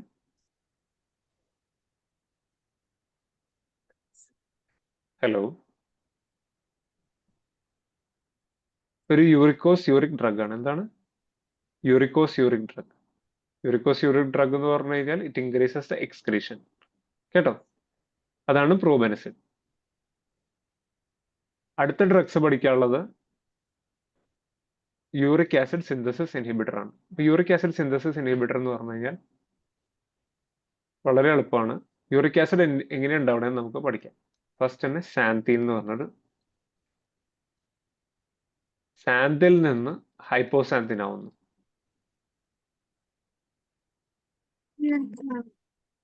ഈ ഹൈപ്പോസാന്തിൻ ആണ് പിന്നെ യൂറിക് ആസിഡ് ആവുന്നത്. സാന്തിൻ നിന്ന് ഹൈപ്പോസാന്തിൻ ആക്കുന്ന ഒരു എൻസൈം ഉണ്ട്, അതിന്റെ പേരാണ് സാന്തൈൻ ഓക്സിഡേസ്. ഹൈപ്പോസാന്തിന് യൂറിക് ആസിഡ് ആക്കുന്നതും സെയിം എൻസൈം തന്നെയാണ്. അതിന്റെ പേരെന്താണ്? Xanthine oxidase. കേട്ടോ. അപ്പൊ ഈ ഒരു എൻസൈമിനെ ഇൻഹിബിറ്റ് ചെയ്യുന്ന ഒരു ഡ്രഗ്സ് ഉണ്ട്, കുറച്ച് ഡ്രഗ്സ് ഉണ്ട്. അതിന്റെ പേരാണ് അല്ലോപ്യൂരിനോൾ, ഫെബുക്സോസ്റ്റാറ്റ്. ക്ലിയർ ആണോ? അല്ലോപ്യൂരിനോളും ഫെബുക്സോസ്റ്റാറ്റും എന്താ ചെയ്യുന്നത്? സാന്തൈൻ ഓക്സിഡേസിനെ ഇൻഹിബിറ്റ് ചെയ്യുന്നു. സാന്തൈൻ ഓക്സിഡേസിനെ ഇൻഹിബിറ്റ് ചെയ്ത് കഴിഞ്ഞാൽ യൂറിക് ആസിഡ് ഉണ്ടാവുന്നില്ല. മനസ്സിലായോ? യൂറിക് ആസിഡിന്റെ പ്രൊഡക്ഷൻ കുറയും. യൂറിക് ആസിഡിന്റെ പ്രൊഡക്ഷൻ കുറയ്ക്കുന്ന ഡ്രഗ്സിന്റെ പേരെന്താണ്? Allopurinol, ഫെബുക്സോസ്റ്റാറ്റ്. ഓക്കെ, എത്രയും പഠിച്ചില്ലേ? ഇനി നമ്മൾ ഒന്നുകൂടി പഠിക്കാം. യൂഷ്വലി നമ്മുടെ ബോഡിയിൽ യൂറിക് ആസിഡ് ഉണ്ടാവുന്നതാണല്ലോ പ്രശ്നം. യൂറിക് ആസിഡിനെ നമുക്ക് വേണമെങ്കിൽ അലൻടോയിൻ എന്ന് പറഞ്ഞൊരു സംഭവമായിട്ട് മാറ്റാം. അലൻടോയിൻ. ഇത് നമ്മുടെ ബോഡിയിൽ യൂഷ്വലി നടക്കാത്തൊരു പ്രോസസ്സാണ്. പക്ഷെ നമ്മളൊരു എൻസൈം പുറത്തുനിന്ന് കൊടുക്കുകയെന്ന് വെക്കുക. റാസ്ബ്യൂരിക്കേസ് അല്ലെങ്കിൽ പെഗ്ലോട്ടിക്കേസ്, ഇങ്ങനത്തെ രണ്ട് എൻസൈം നമ്മൾ കൊടുക്കുകയാണെങ്കിൽ യൂറിക് ആസിഡ് അലൻടോയിനായി മാറും. അലൻടോയിന് പ്രത്യേകിച്ച് സൈഡ് എഫക്ട്സ് ഒന്നുമില്ല. അത് ഈസിലി എക്സ്ക്രീറ്റഡ് ഇൻ യൂറിൻ ആണ്.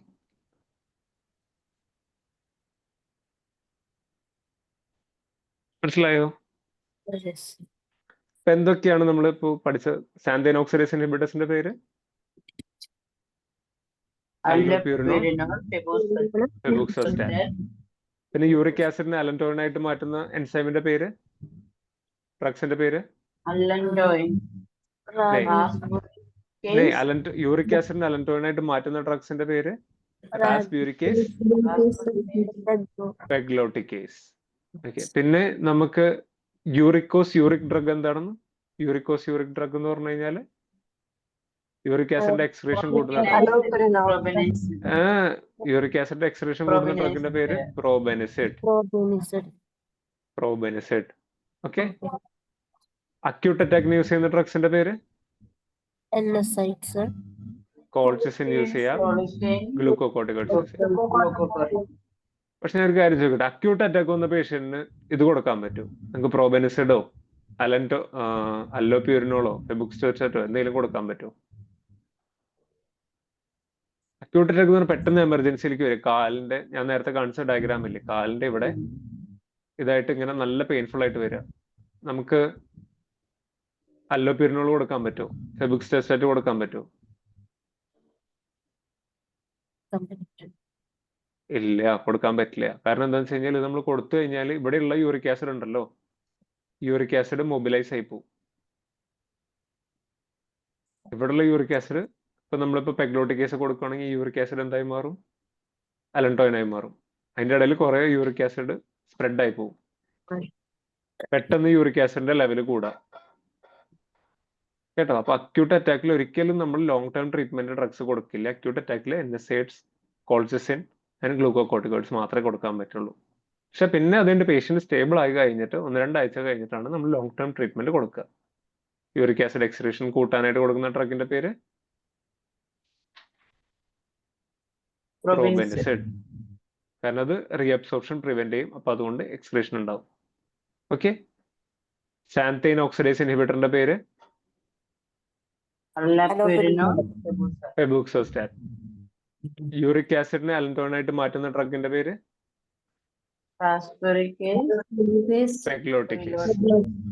പെഗ്ലോട്ടിക്കേസ്. ഓക്കെ. ഇതിന്റെ എല്ലാത്തിനും സൈഡ് എഫക്ട് നോക്കുമ്പോൾ എല്ലാത്തിനും ഹൈപ്പർ സെൻസിറ്റിവിറ്റി എന്ന് പറയുന്ന സാധനമുണ്ട്. അലർജി വരാം, പിന്നെ മസിൽ പെയിൻ വരാം. ഇതൊക്കെയാണ് ഇതിന്റെ സൈഡ് എഫക്ട്സ് ആയിട്ട് വരുന്നത്. കേട്ടോ. ഓക്കെ. അപ്പൊ ഇന്നത്തെ ക്ലാസ് നമുക്ക് അവസാനിപ്പിക്കാം. എന്തെങ്കിലും ഡൗട്ട് ഉണ്ടോ?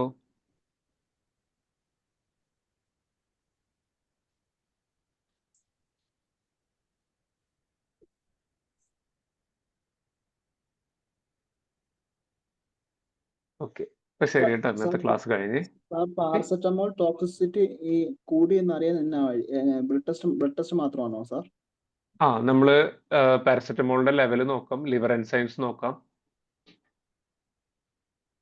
ആക്ച്വലി നമ്മൾ അതിനൊരു ചാർട്ട് വരയ്ക്കും പാരസെറ്റമോൾ ടോക്സിസിറ്റിക്ക്.